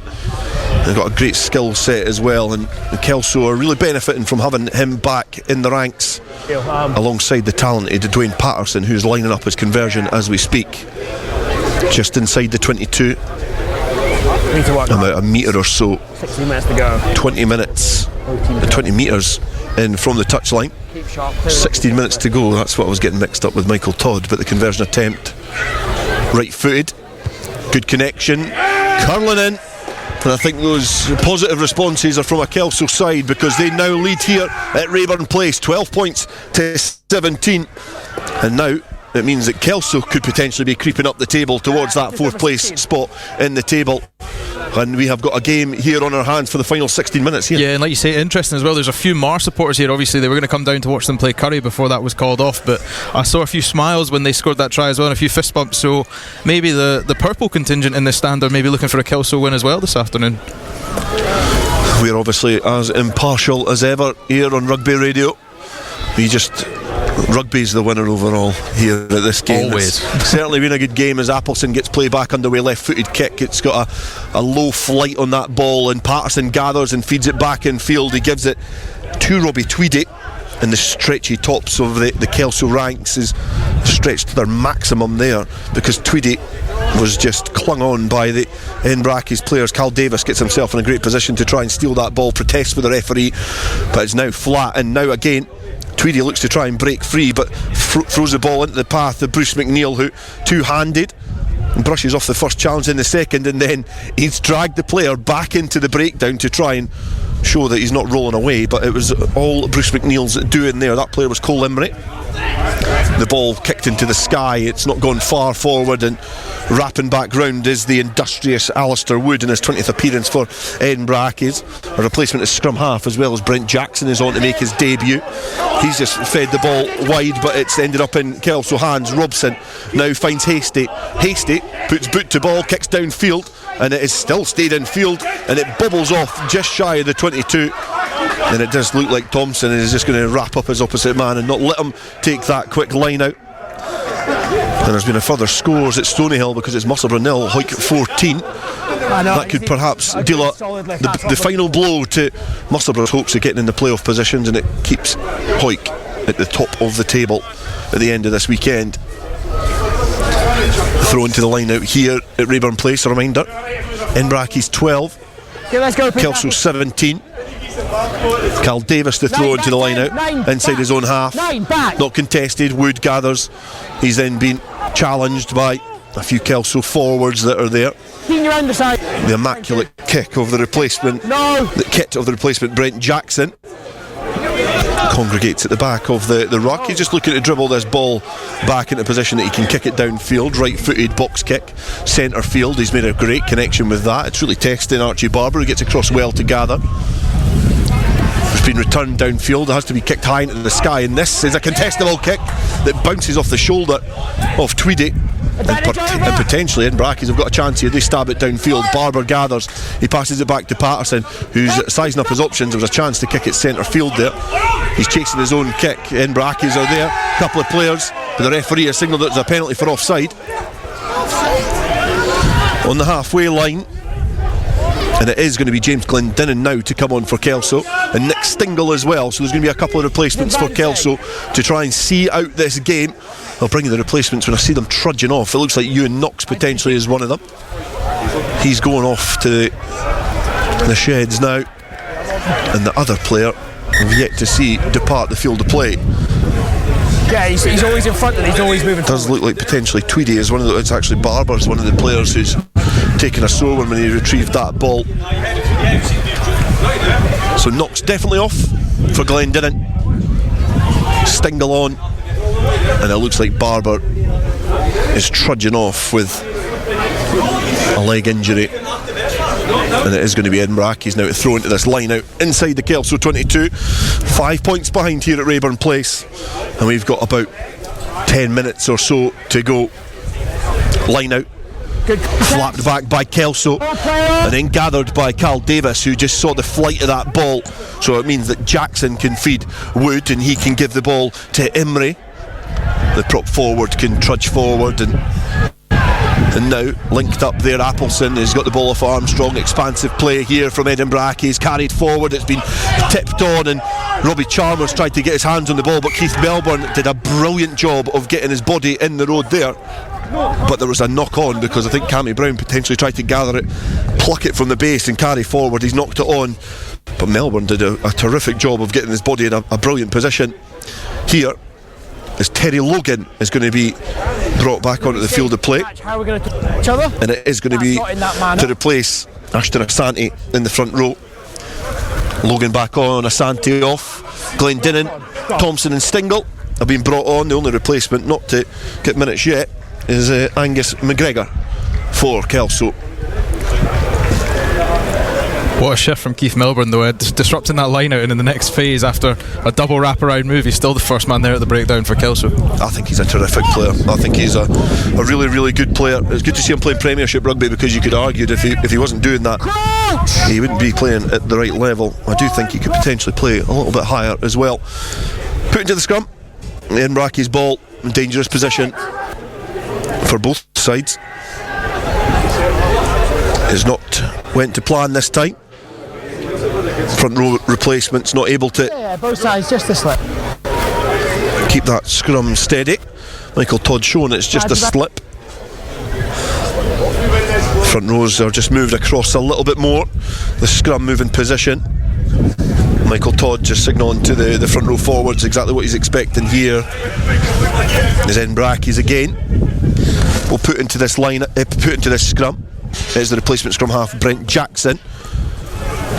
He's got the chance to feed a scrum which is probably going to be contested to some degree. The Edinburgh Accies forwards all caked in mud, almost pretty much all wearing brown shirts. You can barely see those traditional sky blue and white hoops as the scrum starts going forward. It's broken free, and there's going to be a penalty advantage for Edinburgh Accies. They get the penalty. 7 metres shy of the Kelso try line. The scrum just breaking free at the front, and this is going to be a big decision here as to what they're going to do. I mean, personally, I think they're going to have to try play it and get the try. But what a performance by Ross Dunbar in that scrum there. He had Terry Logan back on the field, and he was in all kinds of trouble there. Ross Dunbar had him shooting out the top of the scrum, and I think he was just walking backwards. It was only a case of when Michael Todd was going to blow his whistle there, and you think they'd go for another scrum there, wouldn't you? You'd scrum it back down. I would scrum it down, but they're going to go and tap and go and try and use their attritional forwards just to batter over this line. Tapped, it's given to Cal Davis. Cal Davis will burrow down. That shaven head of his just launching towards that Kelso defensive line. They're anchoring towards the post, which would make the conversion attempt a lot easier if they get over the line. It's now in the hands of Ross Dunbar. Ross Dunbar charges forward. He's been repelled, and the defensive effort comes in from Kelso, and then Accies go against the grain. The replacement there, Will Cattrall, gets his first touches with the ball in hand. Digging about there is Brent Jackson, taking his time to deploy this ball into the hands of Davis. He's tackled by Melbourne and Glendinning. Melbourne's asked to depart. Wood rides the first challenge, then almost the second, then the third, but he's retreated a little bit as Armstrong throws the dummy, then launches the ball. There's a chance here if the Edinburgh Accies can get back in field. They're almost slightly isolated here, but get the ball back, and now again Jackson is feeding Guy Napier.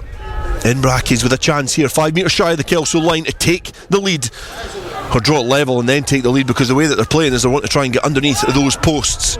12 points to 17 in this race for the 4th place in the Premiership. Big marauding run from Richard Thompson now, and knees up, clattering forward. The front row forwards now in Cole Emery asked to charge. A little snipe there from Brent Jackson, who looked to try and Superman launch himself over the whitewash, not able to. Again, that gap firmly closed. As a little pick and go now round the corner. Advantage coming for Edinburgh Accies. They're going to have another penalty as the ball squirms from that ruck. We've got about 6 or 7 minutes left in this game. Edinburgh Accies knocking at the door. Wood tries to tip and go. The ball is just squirmed on the top of that ruck now. It's been knocked on, but the penalty advantage will come the way of the home side. Wood just not able to be accurate enough there. Davis taps, he goes, he charges forward straight into Grant Shields. Jackson to Appleson. Appleson launches the ball to Armstrong. It's now the captain. He throws the dummy. He goes back in field. He's been wrapped up by Woodcock. Tate is there as well, looking to just offer his services in defence. Jackson scoops the ball on. Bruce McNeil comes out of nowhere. He was a mile offside according to the referee. Appleson now puts the ball, just dribbles it forward, and Kent is there. Kent gathers that bobble and bouncing ball and gets over the whitewash, and Accies draw it level at Raeburn Place. 17 points all, and they made it count there. Appleson's tried to do that before.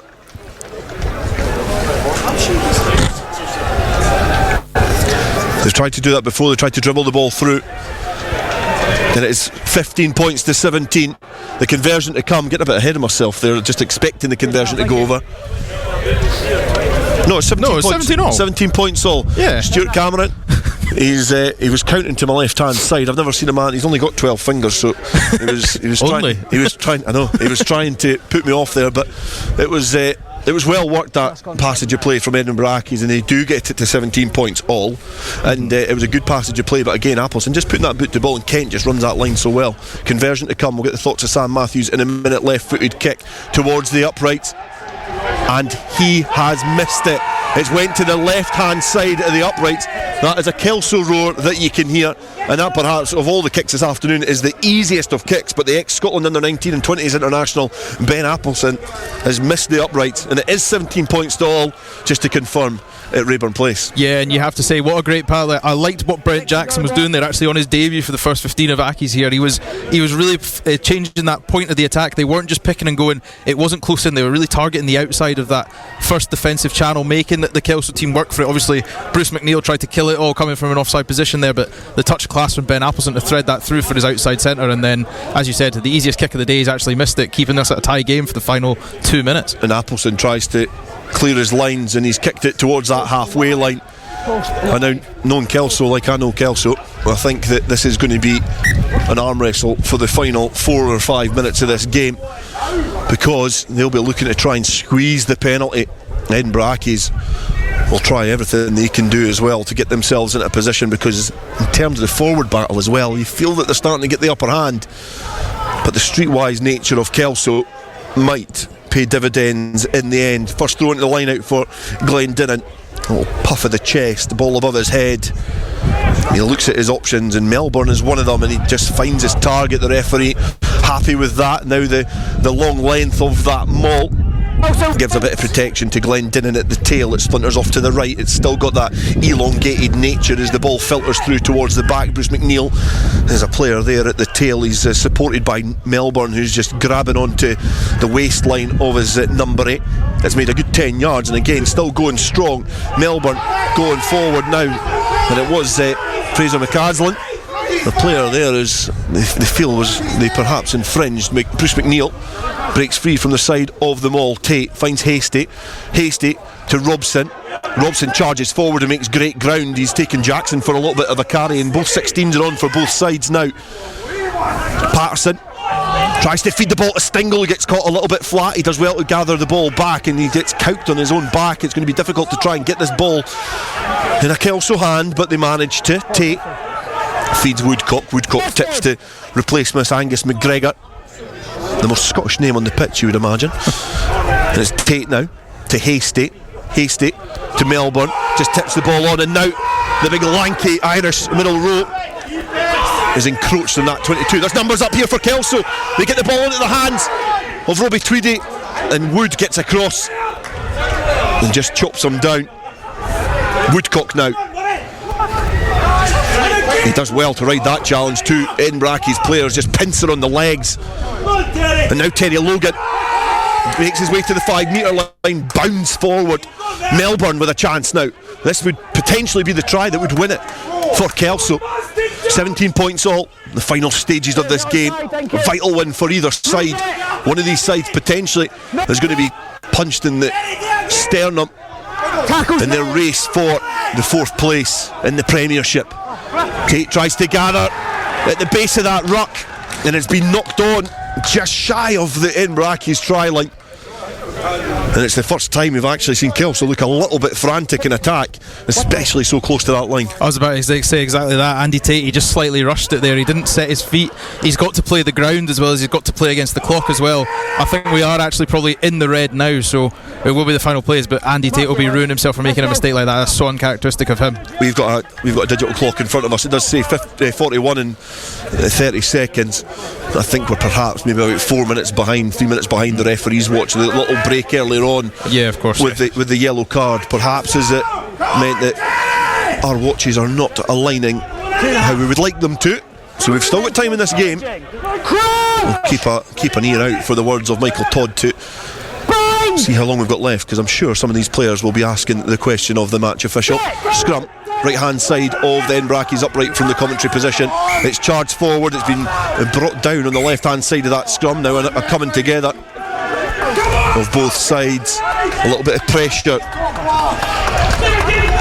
from the far side of that scrum from where the referee was. Terry Logan in the front row, joined alongside Glenn Dinnan, and in there as well is Angus McGregor. And we're not leaving here. Michael Todd was trying to explain to the front row. He pretty much said, we don't want any penalties. I think I got the gist of that. He did cut off, but I think I've got the message. Height and patience. Height and patience, I got that bit as well. So the front rows, in the shadows of the uprights, 5 metres from the Edinburgh Accies try line. Kelso, puff of the chest, hunched over, and a bit of clatter into this scrum against their opponents, Edinburgh Accies, the historic Scottish club, chasing down 4th place in the Premiership. The nudge comes on, the ball is just squirmed out. Wood as well to gather, he's driven almost over the line. Kelso are all over this. Bruce McNeil squirms free of that breakdown, gets himself into a dangerous position. The ball is now half a metre away from the Edinburgh Accies try line. Dangerous territory for the home side. It's dribbled back. It's almost in the try line there. Jackson angles his kick, and that is as cool a box kick to clear your lines as you're going to see, because as well, I believe if that ball came over that try line, it's open prairie. You can play the ball. That's the offside line there, but he did well to know where he was and kicked it off the field of play. Takes play just outside his own 22, but it's going to be a throw into the line out for Kelso. Yeah, but Brent Jackson, he's done a great job there just to put some distance between this very determined Kelso side and his Accies team against their own try line. But like you say, having that knowledge and presence to just keep it on the good side of the whitewash there, a great play, and as I said, a very good clearing kick in a very nerve-wracking situation. Glenn Dinnan lobs, doesn't go to plan. It doesn't go to plan in two ways. It doesn't hit the jumper, and it's drifted to the outside shoulder as well, and that potentially could be opportunity lost for Kelso. We've still got time to play in this game, perhaps a minute or so for either of these sides to win or lose this game. The way they are at the moment positioned on the field, you would imagine that the odds are stacked on the spoils being shared here at Raeburn Place. 2 o'clock kick-off here in the Premiership. A reminder, last time we heard as well, Musselburgh were being beaten by Hawick 14 points to 0 in the Premiership, but here 17 points all. Final stages. Scrum put in on the 15 metre line, in between the 10 metre and the 22 in the Edinburgh Accies half. Ball bobbled on the arm of the hooker. Wood picks, goes round the corner. He's been met by the Kelso pack, who were getting round the corner to make a nuisance of themselves now, exerting all their final energy on that breakdown to make a spoil of it. Kent, the most recent try scorer, tries to break free from inside his own half. He's been marshalled all the way by Frankie Robson, who's having to go on a little bit of a journey with the outside centre from Edinburgh Accies. Replacement forwards link up now for Accies and Aaron Hain, and it's a knock on there from Appleson as well. The ball is filtered out, and it's just been passed back to the fly half, and he knocks the ball on, and the referee Michael Todd is perhaps delivered a blow to both sides, because I don't think a draw does either of these teams any favours. Kelso are hoping to come here and pick up a victory. Edinburgh Accies had the same intentions as well, but in the end it's all even here at Raeburn Place. 17 points all. There's been some twists and turns in this game, perhaps even the first half. It doesn't sound that eventful. 17 points all. For Sam, it was a competitive game in difficult conditions, and you could argue perhaps that on the balance of play it's probably a fair result. Yeah, you would. Both teams definitely had ascendancy. Like you say, it was a big case of a game of maybes, ifs, and what could have been, because both teams have scored 3 tries. Both of them have denied themselves a bonus point in that regard. Both get the draw, so nobody's came away with the 4. Like you say, it's kind of especially on a weekend where you're one of only one of 2 games playing. You had a real chance to put that win on there and really put some doubt in the Heriots Blues and distance yourself from this Musselburgh side that's currently losing as well. So yeah, it's not done either of them any favours there, and both of them will go back into the sheds knowing the chances where they could have scored and won that game. If my if my calculations are right, and obviously Stuart Cameron wasn't my teacher at school, so they should hopefully be. I think Edinburgh Accies now move into 4th position, just ahead of Heriot's because of the times of the games and the kick-offs. The only thing that doesn't do them any good is they played a game more than the Nails, so they will move into 4th place. But Kelso, they will remain still locked in the 6th position, because you would imagine Musselburgh aren't going to pick up any points this afternoon, but it still gives them a fighting chance because they've got the same amount of games as Heriot's now. They're only 2 points behind both of those sides, and bonus points are going to be vital come the end of the season as they try and all chase down. It is 3 teams now. It's Heriot's, Edinburgh Accies and Kelso. They're all chasing down that 4th position, but it's going to be a lot of twists and turns on the road to the final games. Edinburgh Accies have got 2 games, Kelso and Heriot's have 3 games to try and get to knockout rugby, essentially one of Stuart Cameron's favourite things. But as the spectators filter across the pitch here at Raeburn Place, and both sides applaud the efforts of each other in a very competitive game, all the spoils are shared here in the race for the 4th place, playoff place in the Premiership at Raeburn Place here. It finished Edinburgh Accies 17, Kelso 17. Thank you to Sam Mathews and to Dale Clancy. So that's 3 draws we've brought you in 2 weeks. I thought we were going to give you another draw a minute ago when it was GHA 33, Ayr 33, but it's now gone to 40-33 in favour of GHA in National 1. Let's go to Musselburgh against Hawick. This is the big match. It's half time, and we can go to Robin Purdie. The referee has indeed just blown for half time, and on the stroke of half time, Hawick chalked up their 3rd try. It was Nicky Little on the occasion of his 150th outing for the Greens. He crashed over for his first of the season, kind of from his range, about 1 or 2 metres out after lots of Hawick pressure. That's taken the scoreline to Musselburgh 0, Hawick 21, and you have to say it's been all Hawick. The forwards have been uber dominant, the backs have run hard. Andrew Mitchell scored the 2nd try for Hawick. That's his 18th of the season in 16 games after more sustained pressure. And yeah, Hawick got it pretty easy at the moment, and as I mentioned earlier, Musselburgh's defence started porous, and it's continued in that vein. We'll be back to join Robin Purdie at Stoneyhill for second half coverage of that a little bit later on. I can tell you that it's ended at Bladnoch Park. Newton Stewart 18, Gordonians 0. A good win for Newton Stewart, 4 points for them. Probably just about keeps them in the hunt for their promotion campaign. And the latest we have from Lay Bent, it's Hamilton 19, Preston Lodge 62, a latest score. And Lismore 17, Gallo IM 10, also getting an airing today in East League 3. This is Rugby Radio. Rugby Radio. To see the fantastic range of learning opportunities to study right here in the Borders, visit borderscollege.ac.uk today. You don't have to go far to go far. Borders College, regionally focused, globally engaged. Borders water, Borders barley and Borders people. That's what makes the Borders Distillery. Working exclusively with local farmers, the Borders Distillery is bringing whiskey making back to the region. Our award-winning distillery is open to everyone, where you can meet the people behind the scenes, explore our wash house and shop quality local products. Tour your local distillery and discover the spirit of the Borders. Full details at thebordersdistillery.com. Always enjoy our spirit responsibly. Under 18s must be accompanied by an adult when visiting the Borders Distillery.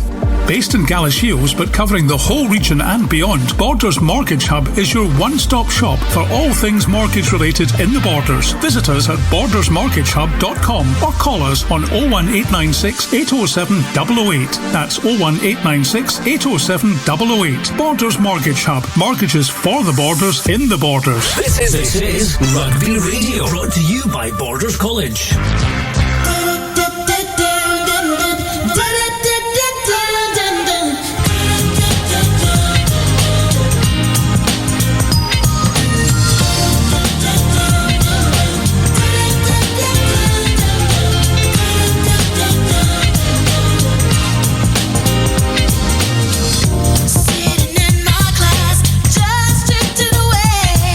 Staring into the windows of the world. Yeah.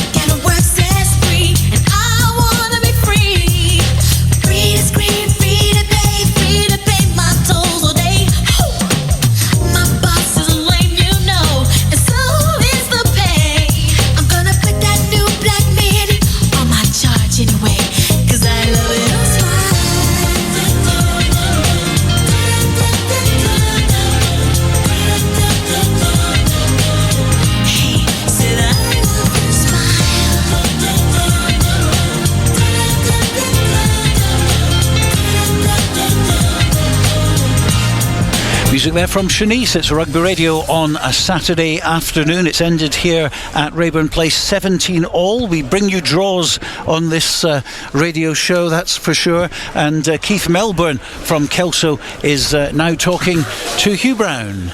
Keith, was a draw a fair result, do you think? First game back for everyone, to be honest, up here in Edinburgh. Happy enough with a draw, but either team could have won it out there, so in the end a draw probably fair enough. You said yourself that you haven't played for over a month. 16th of December was the last time you played, when you had that excellent victory against Mar. Was the break over the Christmas New Year period a good or a bad thing? Good at the start, but then 1 or 2 games call off, people are itching to get back. I know great buzz in the dressing room down there on the way up in the bus, I'd say there was as well, and out there in the warm-up, people are just itching to get out there, so definitely including myself, a few tired legs today, but recovery again and go next week, so it's great to be back and hopefully no more freezing pitches or anything like that to come. You got a great start, didn't you, with a couple of tries in the first half, and it looked as though you were really buzzing, really going 10-0 up. Yeah, we said that we hadn't played in so long, we needed a big start, so 10-0 up, as you said, we couldn't have asked for any better, but credit to Accies, they're a great team. They came back into the game and we knew they would, so yeah, great start, but credit to Accies to come back into it again. Great game. A big playing part in the game was the fact that Frankie Robson got a yellow card and was sin binned. That brought you down to 14 men. Yeah, I don't know why it was for the yellow card, but they were on the break, so referee made the decision.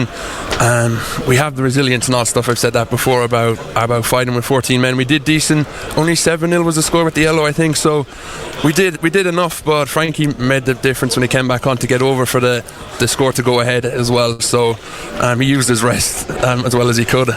You said Edinburgh Accies are a good side. They never gave up, did they? No. They were pushing you all the way. And we knew that as well. We said that every time we were getting a score, they're going to come back. And for that yellow card, they went the full length of the field, so we know they're a great side, and credit to them as well. I suppose you could say conversions made the difference, didn't they? Because if you'd got those first 2 conversions, you'd have won the game. True, but I was surprised when their kicker missed the one right in front of the post as well. We got away with one, so kicking boots weren't there for either. We'll just call it rusty, but we got away. We got lucky ourselves with kicking too. You had quite a few changes in the team today. Big Bruce McNeil was back. That must be a big bonus for you. For sure, and back from his holiday, he was well rested. So he loves chatting out there. So that was one of the important things I missed over the 6 weeks. Just hearing him in my ear the whole game. You look like you're really enjoying your rugby, Keith. Are you? Oh yeah, 100%. It's a great buzz every week getting to play with the boys. They're a great bunch of lads, and if I wasn't enjoying it, I wouldn't come back every year. So no, I love Kelso and everyone down there. Now you're fighting for that vital playoff spot, the 4th place playoff. Actually, today's result doesn't help either team in one sense, a draw, and actually no bonus points because both teams got 3 tries. Yeah, as you said, doesn't really help anyone, but we're both still in the fight. So it's us who can get the better results over the weeks to come, and then see what happens. But as you said, it doesn't really help anyone, but we're still in the fight, which is the main thing. And certainly at the moment, as far as we know, Musselburgh are getting beaten by Hawick. Okay. Yeah, as I said, it's helping us, so we have to take every game as it comes, and hopefully results go our way and we can get the results that will put us in the top 4 too. And you've got one game in hand, which could be very, very vital. Hopefully it gets played quicker than it's been cancelled, so we can see where we are at the end of the season. But that game in hand will be massive, I think. What would it mean to Kelso to get into the playoffs? It's huge. People are saying we'll struggle to stay up this season, so to be in the top 4, we've proved a lot of people wrong already, and we want to get in the top 4. It'll be huge for the town and all the players that are there. Just to see Kelso coming from into the Premiership from that one, it'll be a great achievement. It would, because nobody perhaps expected you to do as well as you have this season. We said that at the start. No one will expect it. So the only people that are expecting it are the players and the fans that are around Kelso. We're fully confident in what we can do, and hopefully, as you said, we can get into that top 4 and prove more people wrong in the playoffs. And do you have great faith in the lads then? Oh, 100%. Every week we see the boys out there. They give as much as they can every Tuesday and Thursday, and on a Saturday it goes up another level. So I wouldn't want to be in any other circle out there on the rugby pitch for sure. Well, congratulations Congratulations to you. Draw, 17 points all. Fair result, as you said. Onwards and upwards. You've still got a couple of games to play, and good luck to you for the rest of the season. Thanks very much. Thanks very much indeed. Keith Melbourne. Keith Melbourne talking to Hugh Brown there. We're going to be getting the other side of matters from Neil Armstrong very, very shortly from Edinburgh Academicals. But interesting enough, that's Kelso's third draw of the season, and of course a couple of seasons ago they actually managed to do 4 of them, so rather unusual. So we'll get Neil Armstrong in very, very shortly for Edinburgh Accies, but right now, a bit more music.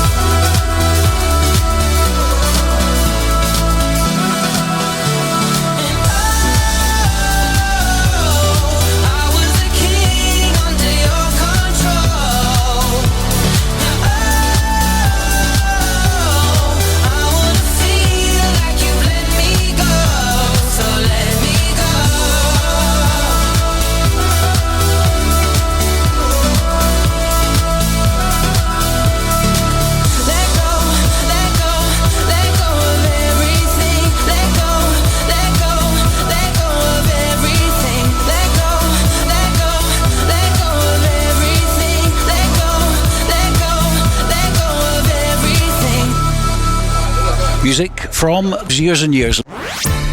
This is Rugby Radio. Rugby Radio. Let's get the Edinburgh Accies point of view, and it's Hugh Brown talking to Captain of Edinburgh Accies, Neil Armstrong. Neil, what did you think about the result then? A draw, was that a fair result, do you think? Well, both teams put a hell of an effort in, so I think it's pretty fair. You didn't get the best of starts. You really weren't firing on all cylinders, didn't really take off until you scored the try just before half time, and you got a boost from that, didn't you? Definitely. I mean, first half, Kelso used the wind very well. We made a few silly errors, gave them territory, and they've got a fantastic maul, line-out maul. So credit to them, they took their chances and they scored two very clinical tries. So what was the difference for Accies in the second half then? We needed to come out and do something. We got that try before half time, gave us a boost. We knew with against the wind 10-5 or 10-7, I'm not sure what it was at half time, it was a fairly good position to be in, so we just had to come out and try and execute. One of the things about Accies that I've noticed over the times I've watched them and reported them, you never give up. Even when you are behind, you fight all the way to the final whistle. We try to. I mean, a lot of the times this season we've been leading at half time, and for whatever reason we allow teams to come back into the game, so quite often we find we have to fight in the last 10-15 minutes to regain any sort of control, but we do try and push it to the end, of course. What does it mean to you to be captain of this team? Well, it means personally, it means quite a lot. I mean, I've been here pretty much all my adult career. I came to Edinburgh in 2011, so to be with the one side and now be leading the club, it does mean quite a lot to me. You're both teams here today pushing for that vital fourth place playoff spot. I suppose in one sense you could say today's result was the worst possible result, because you both, a draw means you don't get the points you might have wanted. Well, definitely. I mean, it's not as bad as losing, but I mean, this is the best result Heriots could have asked for. They're also pushing for top four. I think they're currently occupying that spot, or they were before the weekend. So a draw between ourselves and Kelso just plays into their hands. Not forgetting Musselburgh, who at the moment are losing to Hawick. Right, no surprises. So how would you sum up today's game then? Just a hard fought battle. Conditions were pretty good. We both tried to play rugby. They're a big side and they really tried to use that to their advantage. I think today's result is just a fair reflection of where both teams are, and all credit to Kelso. They've come up this year and they've really shown the Premiership what they're all about, and I can see them being in the Premiership for a great number of years to come. Well done on the draw today. It might have been better for you, it might have been better for Kelso, but a draw, as you say, is the result that's happened. And by the way, lovely pair of budgie smugglers, I have to say. This is radio, but I tell you, when you see the highlights on YouTube or on ITV Border, you'll see what I mean. Neil Armstrong, thank you very much indeed for joining us on Rugby Radio. Thanks for having me. Thank you. Cheers.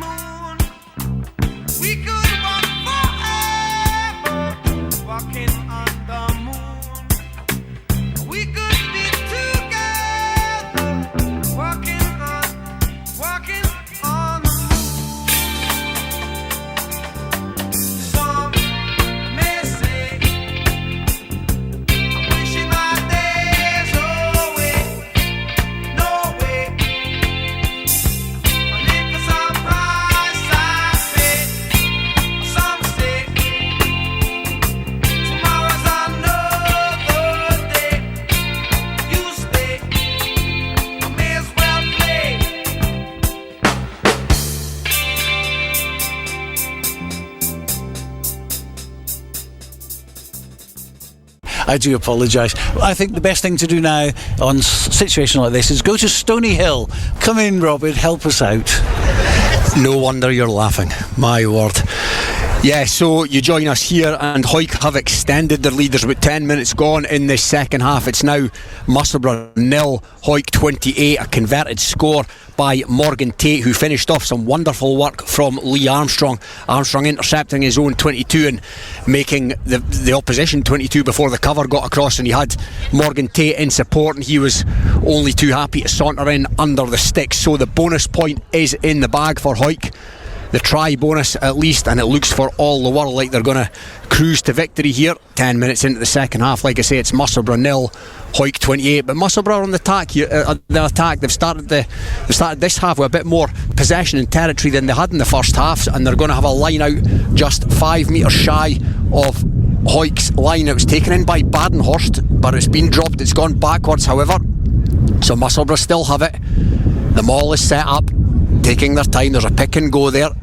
Musselburgh's white numbers on their navy jerseys have long since disappeared in the glare here, but at least we have rugby in East Lothian. Musselburgh still maintaining possession here, content to keep it in the forwards as they inch towards this Hawick line. Hawick will be looking to keep Musselburgh out. A good chop tackle in there. I think that was by Sutherland. Who else? But Musselburgh still in possession, and there's a man on the wraparound here, but no, the ball's gone to ground backwards though, says the referee. Morgan Tate was up and harrying. He's played well, Morgan Tate, this afternoon, as have a number of Hawick players. That's a big shot in there by a Hawick player.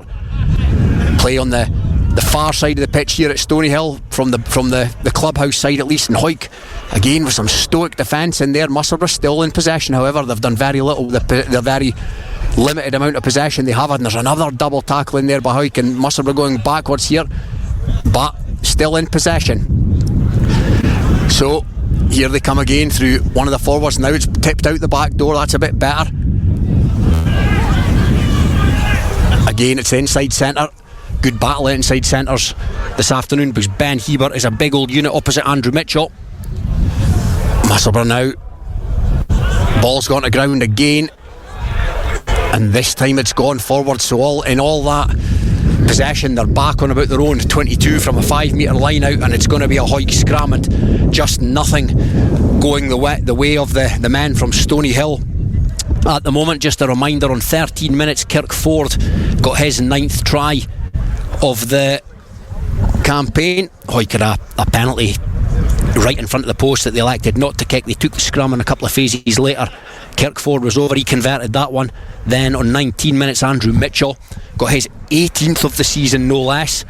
It's a more sustained pressure from Hawick from a 5 metre line out, and you're seldom going to stop Andrew Mitchell from that kind of range. Ford converted that one, and then right on the stroke of half time, Nicky Little, on the occasion of his 150th appearance for Hawick, he plundered over from about half a metre. Again, Ford, the marksman, converted that. The league's top marksman by a long chalk this season. 4 converted tries from Hawick. Conditions here, it's blustery. The pitch is holding up okay, and it's a Hawick scrum on the Musselburgh 22. Gareth Welsh has come on at half time, and that scrum's going to have to be reset. Been a pretty good game from a discipline point of view so far. Musselburgh have only conceded 5 penalties. Hawick have only conceded 4, and we're around 15 minutes into the second half, so the game being played in good spirit so far. Musselburgh have stuck in with what they've had, like I say, but most of the work they've had to do has been defensive. They've had a wee bit of a going over so far in this game, up front at least, and they've got some experienced hardy campaigners in the pack, Musselburgh as well, but the likes of Nicky Little, Fraser Rennick in particular, absolutely outstanding so far this afternoon for Hawick, and they've really given the backs a platform from which to work, and they've caused damage when they have the ball. And the traditional Hawick defence has been as mean as you like as well, and that's Hawick scrums now going forward at a rate of knots. And the 6th penalty of the afternoon has been conceded by Musselburgh, so Hawick are going to get a chance to clear the lines here, and you may just hear the wind start to pick up a wee bit in the microphone. It has just got a bit colder, starting to get dark here in Musselburgh as well. and it'll be Kirk Ford to send it down the park. Been immaculate with the boot so far this afternoon, off the tee at least, and he's kicked well from hand as well, and he's put that to the touchline, and that'll give Hawick a line out just on halfway. Hawick, of course, with Lee Armstrong moved in from inside centre this afternoon to play at 10. Kyle Brunton on the bench, and that is a move that has paid dividends so far, in that Armstrong's played really well. Over 200 games in the green jersey. Lee Armstrong, Scottish Club International. He's got 4 tries this season. He was actually National 2 Player of the Season for Hawick YM way back in 2011. So a decent player back then and a decent player now, and that line-out's squirted out the back, but there's been a illegal Musselburgh hand in there, so say the referee, who this afternoon is Sam O'Neill. So it's a penalty to Hawick now on halfway, and you'd imagine Ford will be brought forward from his full-back position to do exactly the same. Nudge it down the park as Hawick look for their 5th try, which would surely put this encounter to bed if it's not already. And yeah, he sent that down to maybe 5 or 6 metres outside the Musselburgh 22. It's Hawick playing into the reasonably gusty breeze now. It's going to be a Hawick line out facet of the game that's functioned well for them this afternoon. They're over on the far side in front of the old disused building here at Stoneyhill, if you know the place.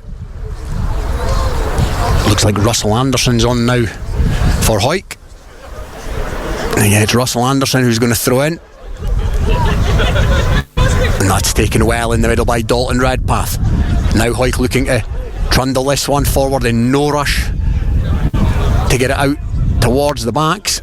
It's not going anywhere too quickly, and Gareth Welsh this time comes into play, and it's out to Andrew Mitchell operating at first receiver, and Mitchell takes 3 men to drag him down. Now it's Welsh, now it's Sean Muir on the charge, another who's played very well this afternoon, and it's another short ball there to Anderson, and Hawick are up and into the 22 here. Gareth Welsh, Armstrong out to Morgan Tate sees a wee bit of a gap, but he's well tackled there.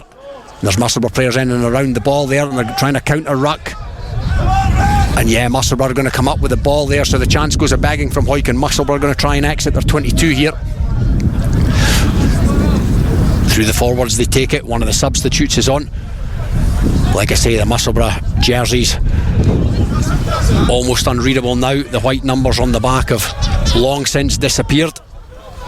It's going to be fee and call. The scrum half to put the box kick up, and up into the darkening sky it goes, and Lee Armstrong's underneath it around the Musselburgh 10 metre line, and he's absolutely sent 2 Musselburgh players off the park with footwork there. He left one of them absolutely standing in no man's land, and so Hawick come again in the Musselburgh half. That's a good tip on pass from Russell Anderson. Sam Frizzle's on for Hawick as well. Their centre field maybe 12 metres outside the Musselburgh 22. Welsh, Callum Rennick's the latest to charge forward for Hawick. Bumps off one man, the second man takes him down. There's a Musselburgh player again over that, and again Welsh. Hawick jerseys as well, almost unreadable, but they're still in possession, still outside the 22, but comfortable enough at the moment. It's fed out to Brooker. He's the latest to hit it up the Kiwi, and there's a wee bit of space opened up there, and another 2 or 3 metres are stolen there by the Hawick forwards, and another good carry by Russell Anderson once again, looking to make his mark, having come on at hooker. Welsh. Now Hawick come again, and Andrew Mitchell's found space here. Mitchell's well hauled down, but there's an overlap. Oh no, the ball's been spilled forward. There was a 2-on-1 for Hawick, but it was a good tackle in fairness to Musselburgh, 5 metres from their own line. They've tried to kick that clear, but the referee's going to bring them back for the knock-on, and that chance goes a begging for Hawick there. They won't be too disheartened. Of course, they're 28 points to 0 to the good. Musselburgh not really looked like scoring so far this afternoon. Such has been the tenacity of the Green Machine defence. Hawick going to pack down for a scrum here. Referee just giving the front rows some instruction. Scrums have been fairly evenly matched here. Kyle Brunton's now on for Hawick as well. So the bench emptying for Hawick. Lee Armstrong remains on the paddock, however, so we'll see who's gone where. Looks like Charlie Welsh coming back on the wing. Kirkford still at fullback. So we'll update you in just a second. I think Ronan McKean's come to the sidelines actually as we await this Musselburgh scrum. They're 7 metres from their own line, looking to clear their lines. Very much been a rear guard effort for the Stoneyhill men this afternoon, and Hawick have got a shunt on at that scrum. They've made a real mess of that and they've picked it up, and it's a Hawick player in possession here, and it's going to come out. It's been picked up off the bootlaces by Kyle Brunton. No, it was a very, very difficult pass to take. He did have the line at his mercy, but it was almost impossible to pick up, and he's fumbled it. So another Hawick chance goes a begging, and again they won't be too fazed by that because they've got Musselburgh camped in the corner of the ground here, their own corner. So it's going to be another Musselburgh scrum. Hawick having made a real mess of that last one. Hawick top of the table. Curry v Mar cancelled late on this afternoon. The two in the chasing pack, if you like, as far as the top spot is concerned. Those are going to be the three that finish in the top three. It's just a case of who finishes where and who gets the home semi-final. But if Hawick kick on from this afternoon and they do actually go over the line and win this game, which you'd not get a bet on that, it has to be said, they're ultra dominant so far. It looks for all the world like they will finish top of the pile. Not only will they have a home semi, but if they come through that home semi, they'll also have a home final as well. And we all know about the record at Mansfield spanning back what is a number of years. A penalty's been conceded by Hawick as it looked like Gareth Welsh had intercepted there and flopped over the line, but there was an indiscretion in there somewhere along the line, so a wee bit of respite for Musselburgh. It remains Musselburgh 0, Hawick 28-4. Converted tries, the try bonus is in the bag for the men from Mansfield, and that's a decent nudge up the park. It's taken Musselburgh to just shy of their own 10 metre line from in their own corner, so they'll be looking to win the line out. The hugely experienced Craig Owenson is throwing in today, the loose head prop. So it'll be Owenson. They've shortened the line out here. Musselburgh, Badenhorst's in the middle, but it's going to come to this other second row. That's Lister. Now Musselburgh trying to escape their own half and get some kind of a foothold in the game. Musselburgh, it's a big tackle there on a Musselburgh on rushing forward. It's been stolen by Hawick, and Hawick have got numbers over on the far side. It's in the arms of Armstrong. Armstrong's seen a bit of space in behind the Musselburgh defence, and he's turned the winger who's back in his own 22, and he's been shackled and he's been harried and he's been caught there by Hawick. So Musselburgh back from where they've just come. They're going to try and keep it tight here and an exit, or at least give their backs the time to get back round. Their kicker in place, and the big long green wall is facing them, and that's been hoofed down the park, and it's going to be taken in by Lee Armstrong, and Armstrong goes to Kirkford. Ford comes out to Charlie Welsh, and a bit of space opens up here, but Charlie Welsh is double tackled by Musselburgh there, and Hawick could do it, get some support round, but here it comes in the shape of Welsh. Welsh now to Russell Anderson. He's been really busy since he came on at half time, Anderson. We're maybe 24 minutes by my clock into this second half. Musselburgh 0, Hawick 28 as Brunton grubbers it through, and it finds touch just outside the Musselburgh 22. So Musselburgh very much hemmed in here. Hawick have given them nothing this afternoon. They've been uber mean in defence. It really has been an impressive performance from Hawick this afternoon, because there would have been onlookers from afar. The likes of Curry, the likes of Mar would possibly have seen this as a wee bit of a banana skin, but Hawick have had none of that kind of chat this afternoon, and it's thrown in and it comes off the top, and it's evaded. Fionn Collins had to go down on it, but he's managed to get it back to one of his forwards, and they're going to try again and exit through the phase play. Still in the forwards, it's Paul Bogey, the number 8, played a bit of super rugby in the last 2 or 3 seasons, Bogey, and now it comes back to their standoff, Matt McMillan, who again sent it down the park and again this time found touch, so we're back in a very similar position where we were a couple of metres ago. It's going to be a Hawick line out this time. Be Russell Anderson to throw in. He's absolutely head to toe in mud, Russell Anderson, right in front of us here, and he's only just entered the fray at half time as well. Very little to distinguish against these players now. The odd bald head or the odd mullet is about the only distinguishing feature. Russell Anderson having a chat with Hawick captain Sean Muir, who's come over to give the instruction as we await the throw in here right on the Musselburgh 10 metre line, and it goes short to that man Sean Muir. It was a cute little play from Hawick, and they're going to come up with the ball here. Brooker again hits it in, but he's driven backwards. Brooker again been busy this afternoon as he was last week at Curry. The Kiwi from Otago. Brunton, Callum Rennick on the charge. Only knows one way, Callum Rennick, the squat running style, and there's a penalty coming Hawick's way here. They're playing with a free ball, much to the annoyance of the home faithful here, and trying to make things happen. Kyle Brunton knew he was playing with a free ball. There's a wee bit of pushing and shoving there off the ball. Stuart Graham, got a few words to say. Stuart Graham as well, been around an awful long time, another with over 200 games in the green jersey. But it's going to be a Hawick penalty on the almost centre field on the Musselburgh 10 metre line. So Kirkford's not thinking at all of having a crack at the posts, and North Shuri at 28-0 to the good. He sent it down into the 22 over the touch line, and it's going to be a Hawick line out. They're maybe 7 or 8 metres inside that 22. Musselburgh just starting to get on the wrong side of the referee, Sam O'Neill. That's them up to 8 penalties now to Hawick's 4.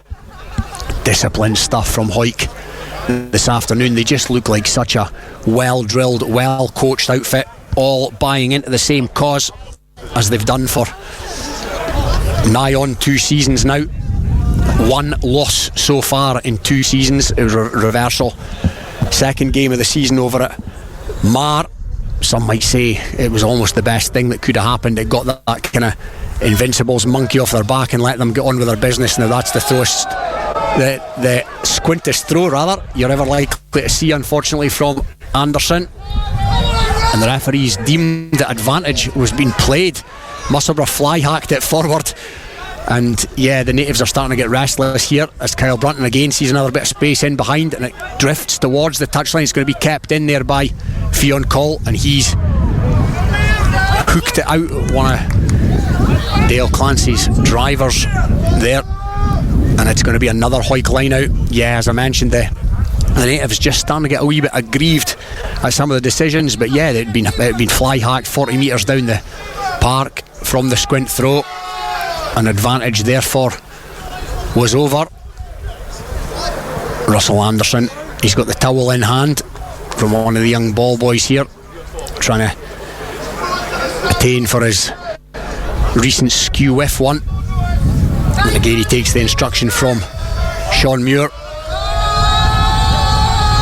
as the fans try to apply some pressure, but that's as straight as a die. And now here come Hawick through Lee Anderson, and Lee Anderson's carved them open here. We all know about his footwork. Musselburgh no doubt will as well, but very little that they can do to stop it. And here comes Welsh, and Welsh tips it on. That was a good option by Welsh, but not quite on the same wavelength. There's a big hit in there, and it's a high hit. You can see that from here, and the referee's arm is out. Wouldn't be surprised if a Hawick player ends up in the bin here. And Musselburgh have got a wee bit of space. A man over on the far side. They've managed to break the tackles, and the crowd again call for another high tackle. Big crowd here this afternoon. There was a lunch on pre-kick-off. Solid Hawick defence as Musselburgh inch towards halfway. Still playing advantage from the high shot. Nothing seems to be doing. It was a good shot. Maybe been okay last season, but above the sternum nowadays, and that will find you on the wrong side of the law. Still Musselburgh in possession. Still not into the Hawick half, however. A long way to go in these conditions, and that's another high looking shot. Yet the referee definitely has the arm out for that one. That was more of a seatbelt job than anything too sinister, and this time he's going to bring them back. No card coming, and as you can possibly hear over the microphone, clutching at straws a wee bit, you have to say, this Partisan Hawick crowd, but they've been given very little, Musselburgh crowd rather, but they've been given very little to shout about this afternoon. They've not really looked like scoring. The home side, Hawick's defence absolutely on point, but at least for now Musselburgh have encroached into the Hawick half by virtue of the fact that that penalty has been kicked to the touchline, so it's going to be a Musselburgh line out in and around the Hawick 10 metre line this time. Not easy conditions now for the Hookers. The wind has definitely picked up, and that's why they've gone cute to the front as well. Training ground move. Gareth Welsh is over that, but the referee has asked them to leave that be, so Musselburgh still in possession. Again, just trying to, this one out play, it's not served them particularly well this afternoon, but they've not been allowed to play. They've been smothered in every aspect of the game so far. Hawick, as a reminder, bonus point in the bag. It's Musselburgh 0, Hawick 28. Around 32 minutes gone so far, maybe 8 or 9 minutes to play. Musselburgh still in possession. It's their hooker, Darren Miller, but another penalty conceded by Hawick. That's 3 in quick succession. As the crowd call for a card, and there's going to be a chat here between Sam O'Neill and Sean Muir. I think he's pointing back down the park to where the big hit did take place. I think he's just issuing a warning to the captain, probably to tell his team just to keep the tackle height down a little bit. But Hawick's defence in the main and their discipline has been absolutely first rate this afternoon. They've really come here and done a professional job on a day where players must have woke up wondering if rugby would take place or not, but they've got their heads in gear. They've got themselves up here, and they've given a great account of themselves. But Musselburgh now are inching forward. They're into the Hawick 22. It's going to be a line out from the resulting penalty as the hooker goes to the middle, and that's been taken in well. It's off the top here, so it's McMillan's got a runner inside him, Colin Arthur, but Arthur run the decoy. Now Musselburgh centre field here up towards the posts, still in possession. Hawick have managed to slow that ball down. Musselburgh now, again, solid Hawick defence. Cole's got a big tackle on him from Russell Anderson, but they're still in possession. The men from the Honest Toon, as they try and break the duck, break the green wall. They're in the shadow of the Hawick posts now, but Hawick looking comfortable enough in defence. And again, Hawick players smother the recipient of that pass. Dalton Redpath's in there, and it's been stolen by Hawick, and now Hawick have got men over. Oh, but it's gone to ground. Unfortunately, the pass was dropped. It did go backwards, however, but Hawick, that's been the difference. Hawick have taken possession and they've made 30 metres with it. Now it's Welsh to Brunton, and Brunton's seen space, and it's a kick pass from Brunton. It looks like it's got Charlie Welsh. Charlie Welsh has been well tackled there. The crowd calling that he was held, and the referee signals that he wasn't. Welsh again, Brunton's playing 10 now. Big carry there by Sean Muir, but the ball's a bar of soap now, and it's squirted out the big captain's hands. So Musselburgh back in possession in their own half, but Hawick making fully 50-60 metres there, which is what Musselburgh have just not been able to do this afternoon when they've been in possession. Hawick just had it too easy as it stands at the moment. Badenhorst getting close to the touchline, and a bit in an act of desperation, he had to fling it back in field, a Musselburgh player, and it's gone forward. And the referee's going to bring that fairly breathless bit of play to a stop. And there is going to be a Hawick scrum here from the The forward pass, Musselburgh 0, Hawick 28. Looking like a bonus point victory at the moment. Maybe 5-6 minutes here to go. Some pushing and shoving. Referee just needs to keep a lid on this. The crowd are getting vocal and some of the Musselburgh players are getting worked up. Some might say for the first time this afternoon it's not been a great performance so far. Now the referee's having a chat with Owenson, and it's still ongoing here, remonstrating. The prop, he's not too happy now the referee's over at the Hawick players, just asking them to remain calm. And after all that, there's a slight injury by the looks of things to Michael Badenhorst. Badenhorst, who of course played for the South in last season's Inter-District Championship. Musselburgh in with the South last season, but they will be in with Edinburgh this season for the upcoming District Championship. Edinburgh v the South is here, I believe, at Stoneyhill. They'll be hoping for better conditions, more spring-like on that day. The pitch has held up pretty well. I was on the pitch pre-game and I did fear that this was going to become an absolute mud bath, but in fairness it's heading towards that, but we're not quite there yet, and it's going to be a Hawick scrum eventually, and the referee is going to bring them back.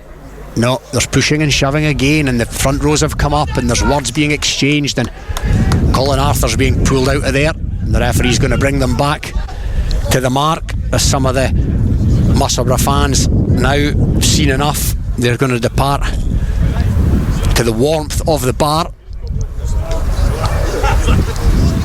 as they await this scrum. The life's just, it's kind of seeped out of this game a wee bit. It's, in all honesty, it's long since been in the bag for Hawick. Thoroughly impressive performance, which really lays down a marker for the rest of the season. It was a good draw at Curry last week, first game back after the break, and that's been fed there by Welsh, and this time the scrum does stay up, and Hawick have just got a wee bit of movement here, and the referee's arm comes out. There's a penalty coming. Welsh thought he'd seen a wee bit of space but couldn't guddle it out the number 8's feet. It's been kicked away by a Musselburgh player, and Stuart Graham's asking the referee for 10 metres, which are not going to be forthcoming, but the Hawick have the penalty nonetheless.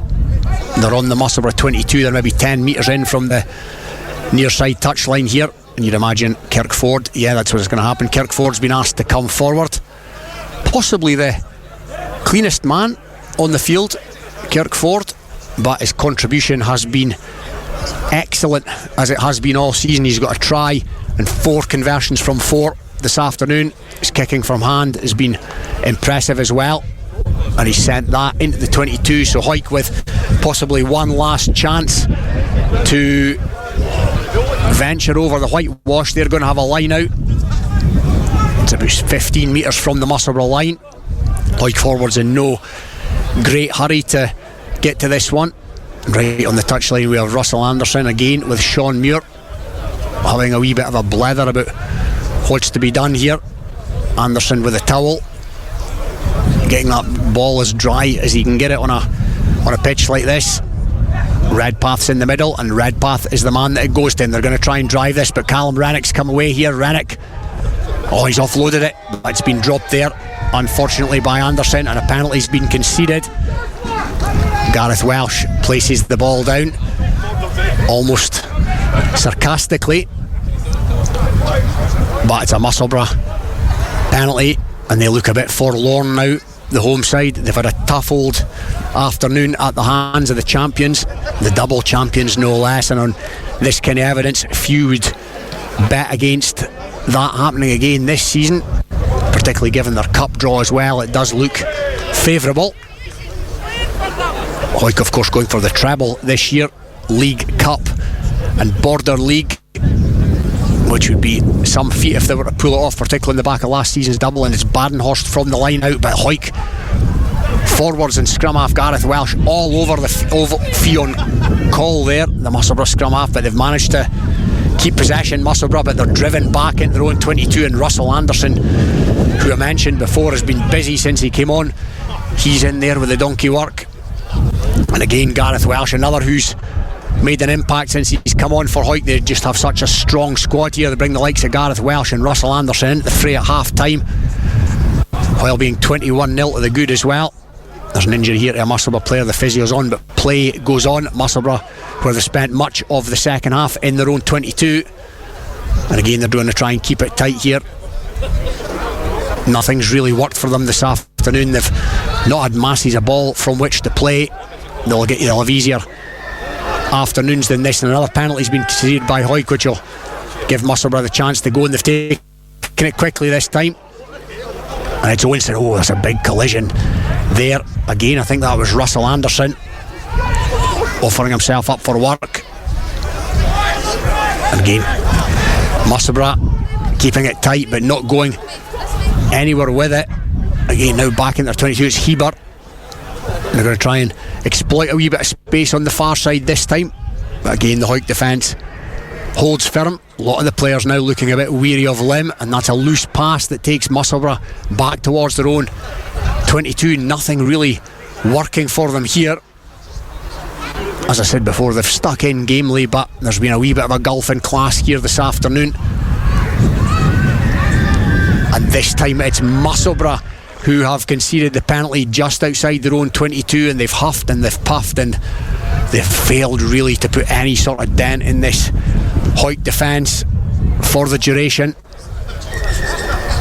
Now the referee has actually brought proceedings to a close, so the game is finished. The crowd are going to disperse. Hawick have been reasonably straightforward victors here this afternoon at Stoneyhill. They've won by 28 points to 0. They've got the 4-try bonus. Hawick tries by Kirk Ford in the first half, Andrew Mitchell and Nicky Little as well prior to half time. 3 conversions by Ford just after half time. Morgan Tate brought up the bonus point after a interception break from Lee Armstrong, who was impressive throughout. Kirk Ford again with a conversion. Impressive stuff by the champions here at Musselburgh. It's finished Musselburgh 0, Hawick 28. Thank you very much indeed, and no doubt we'll get some reaction from Robin Purdie at Stoneyhill to that win for Hawick. 5 points more in the bag, takes them up to 68 points in the table. Curry in second place, 59. Mar have 57. 44 for Edinburgh Accies that move into fourth place after that draw here today against Kelso, 17 each. Heriots Blues also on 44, but with an inferior points difference. 40 points for Musselburgh in 7th. 30 is Selkirk, 24 Glasgow Hawks, and as we know, Jed Forest just the 5 points already relegated in the Premiership. In National 1, the table looks like this. Ayr 73 points. In second place, it's Melrose on 49. Third, Highland 46. We have a light behind us here. It's getting very dark and Dale is mucking about behind me, but we're professionals, so we'll just carry on. Fourth, Watsonians 44 points. Fifth, GHA 41. Sixth, it's Glasgow Accies on 39. Seventh, Biggar 34. Galahad 34, GHK 20, and Dundee 19 points. International 2, Peebles stay top of the table. They didn't play today, but nor did Falkirk. So 57 plays 56. Newton Stewart moving up to 56 points. They're in third place. Fourth is Lasswade. Fifth, Gordonians on 38. Then it's Kirkcaldy 29, Stumel 27, Stirling 23, Berwick 20, and Aberdeen at the bottom with 15 points. We'll have a look at the scores from today. Edinburgh Accies 17, Kelso 17 in the Premiership. Musselburgh 0, Hawick 28. Was the final score. In National 1, GHA 40, Ayr 33. Ayr suffering only their second defeat of the season after Watsonians last weekend. Aberdeen Grammar against Peebles was one of the 4 matches postponed, but Newton Stewart did play Gordonians 18 points to 0, the final score. Hamilton 19, Preston Lodge 62, and in Division 4 it was Greenock Wanderers 34, Perthshire 6.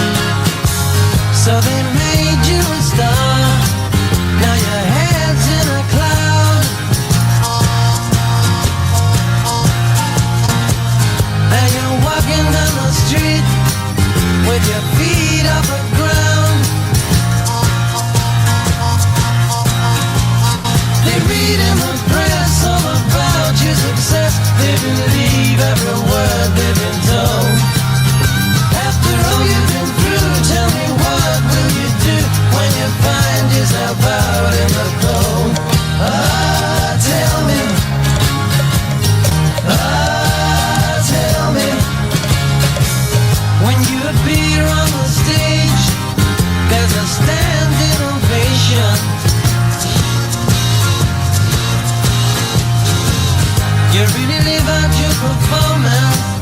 You're the biggest sensation. You breeze through the door, and when you take a floor, you expect to have it all to yourself. After all you've been through, tell me what will you do when you find yourself back on the shelf? Ah, tell me. Ah, tell me.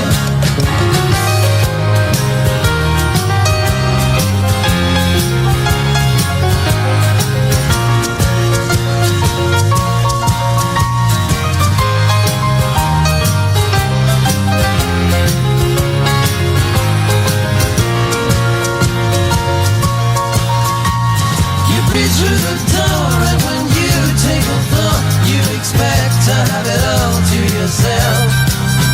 After all you've been through, tell me what will you do when you find yourself back on the shelf? Ah, tell me. Ah, tell me.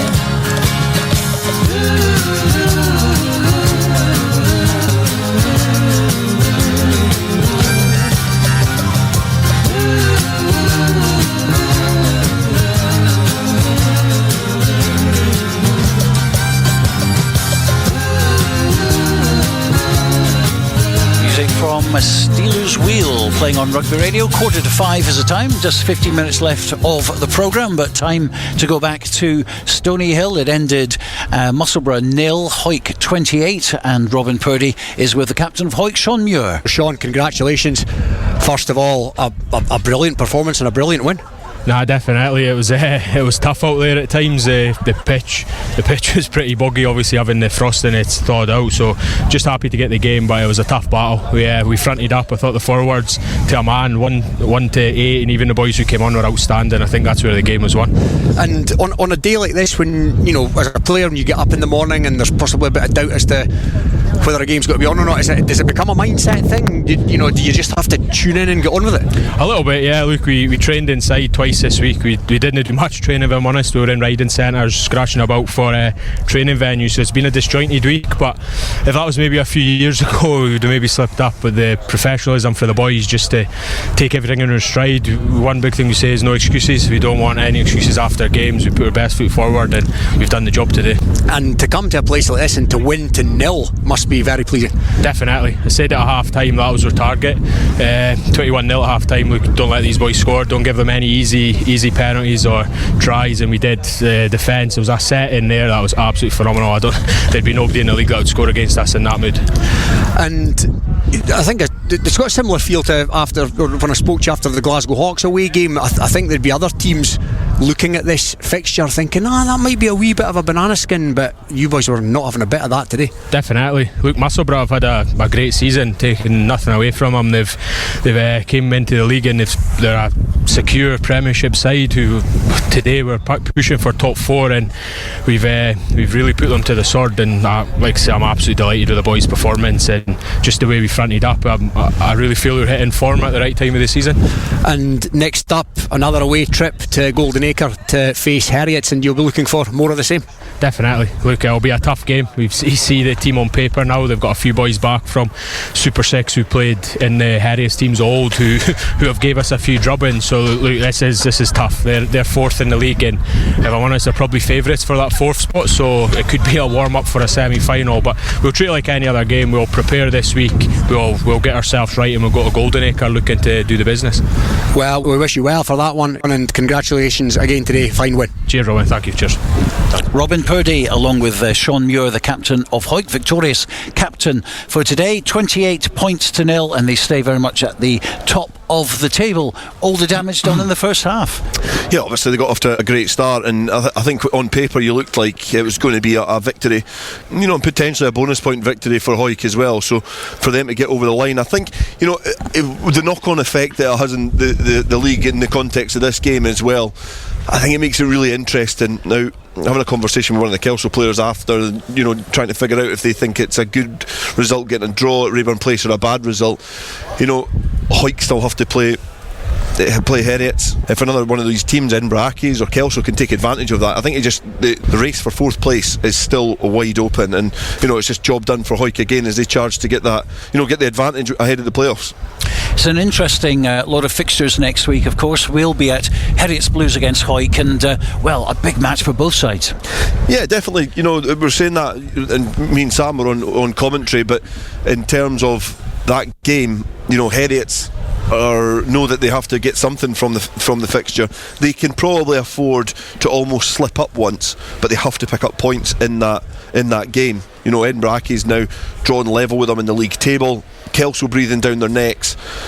Kelso and Heriots have that game advantage, so you would feel that Heriots still in the driving seat, you would say, but they need to pick up some sort of points. But when Hawick are in this sort of form, it's difficult to bet against them picking up a victory on the road again in the capital. Well, here at Raeburn Place, we've seen Edinburgh Accies draw with Kelso today, 17 points apiece. Next week they've got Selkirk coming, so another Borders team coming down, and again Selkirk can do Kelso a bit of a favour. Sam? Yeah, they can. You mentioned that today. Today Hawick's just put 28 points on Musselburgh. You say that's doing a favour. That's taken one of the 4 teams out of this push for the final playoff space, as Dale just alluded to there. But Selkirk are another team that can easily upset anybody on their day if they're up to it. You've got players like Grant Sutty, people that can change games on a head. So once again, another difficult task happening for Accies next week as well, as they welcome Selkirk. And we've got to mention Kelso against Currie next week. That's going to be absolutely massive. And we saw what Kelso did to Mar, put 40 odd points on them just to get the victory. There is going to be absolutely perfect. Yeah, it is. And as you mentioned, Kelso are actually at home, and I think, Dale, you alluded to in the midweek podcast, it's like that intimidating factor of Poynter Park. They really know how to pack that stand out and make it feel like it's a tough away fixture for teams coming in. So to get that 48-24 win over Mar, you think they could do the same. Obviously, like you say, a much tighter affair, probably a much more upfront battle, but we saw the success of the Kelso props today, both getting on the score sheet and not only that, dominant in the scrum as well. So a big challenge next week for both teams, but an easy a win that Kelso can get. And it's a different game as well, Kelso versus Currie, as opposed to Kelso Accies or Kelso Mar. Currie are a team that have a really strong pack, but so do Kelso. Kelso have got really exciting backs, providing like Archie Barber can stay fit as well. Obviously he went off with an injury today, but if they can get him fit, they've got players that can they almost don't cancel each other out, because they want to both play rugby. I feel sometimes that this game that was almost far too similar. Those two teams have got real strengths in different areas, and I feel that's a different game. And Kelso get the bounce at Poynter. I think it's one of the I hated playing there. So you always had a bit of resentment against Kelso. If I'm being honest, I didn't really like them as a player. But when you go there as a pundit or a spectator, you just bask in the atmosphere. It's just a completely different place to play rugby. Even from the run out of Poynter Park sheds, straight underneath through one set of the posts, it's they're there right from the start. The fans are on you, and you have to try silence them early if you want to get something out of it. Well, Robin Purdie will be there next week doing the second half commentary for us, along with David Ferguson. Robin, I think still at Stoneyhill at the moment, are you?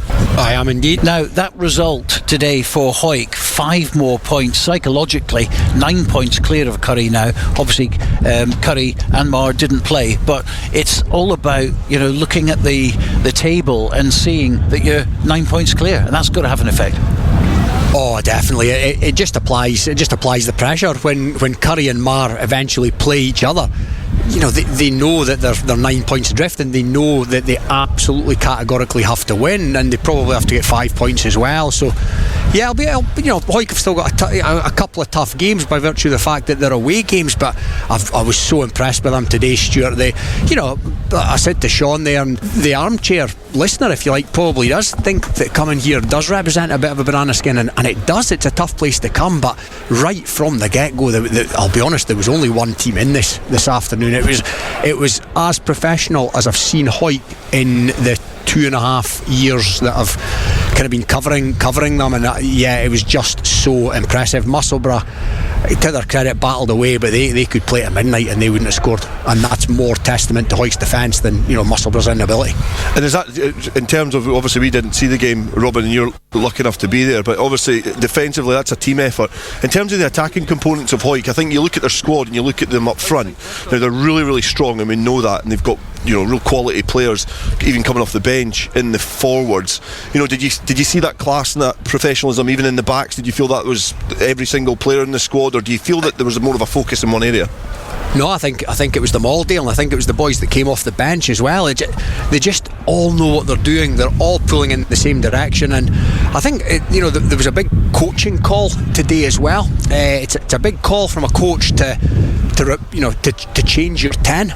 And Kyle Brunton's been going well, but obviously Matty Douglas and the guys must have felt that Lee Armstrong could offer something in that jersey today, and he had an absolute wow of a game, if I'm being honest. He looked like the hugely experienced, hugely composed and accomplished player that he is, and that gives them something to think about now for the rest of the season. But what a wonderful problem to have. But no, to answer your question, Dale, they're all in tune to a man.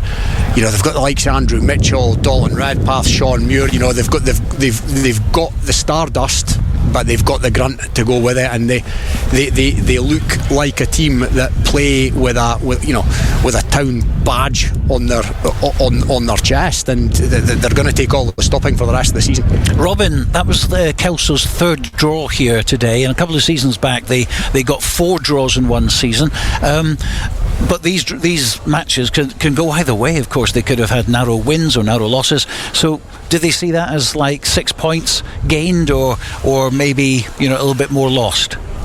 Oh, I think it's hard to say, Stuart, to be honest. I think listening to you guys, I think it was a bit of a kick. It was a reasonably kickable conversion that was missed by Accies. So I think Kelso have to leave Edinburgh today in reasonably good fettle. I thought Keith Melbourne spoke brilliantly after the game, and yeah, I think he's right. It's a decent result for Kelso. That, bearing in mind Heriot still have got Hawick to play, and Hawick in this kind of form today, that'll be a good game at Golden Acre next week. And yeah, but it's hard to see Heriot's getting one over on Hawick, and that'll work back in Kelso's favour as well. Obviously we've not got a lot of time left, Robin, right, and I know we're often put on the spot by Stuart because he holds all the cards, but so I'm going to flip it on its head, and I just want to find out what we think the top 4 will finish, and I'm going to start with Stuart. The top 4? Well, I think Hawick at the top. I think probably Curry, I think, just will edge it from Mar, and we're still in the same position. It's either going to be Heriot's Blues or Kelso. I think it's all going to be down to next week. I can't see Hawick losing at Heriot's, and I think Kelso will put a big performance in against Curry, so I think we're going to still be debating this next week. Robin? Yeah, top 3, I agree with Stuart. I think Hawick, Curry and Mar.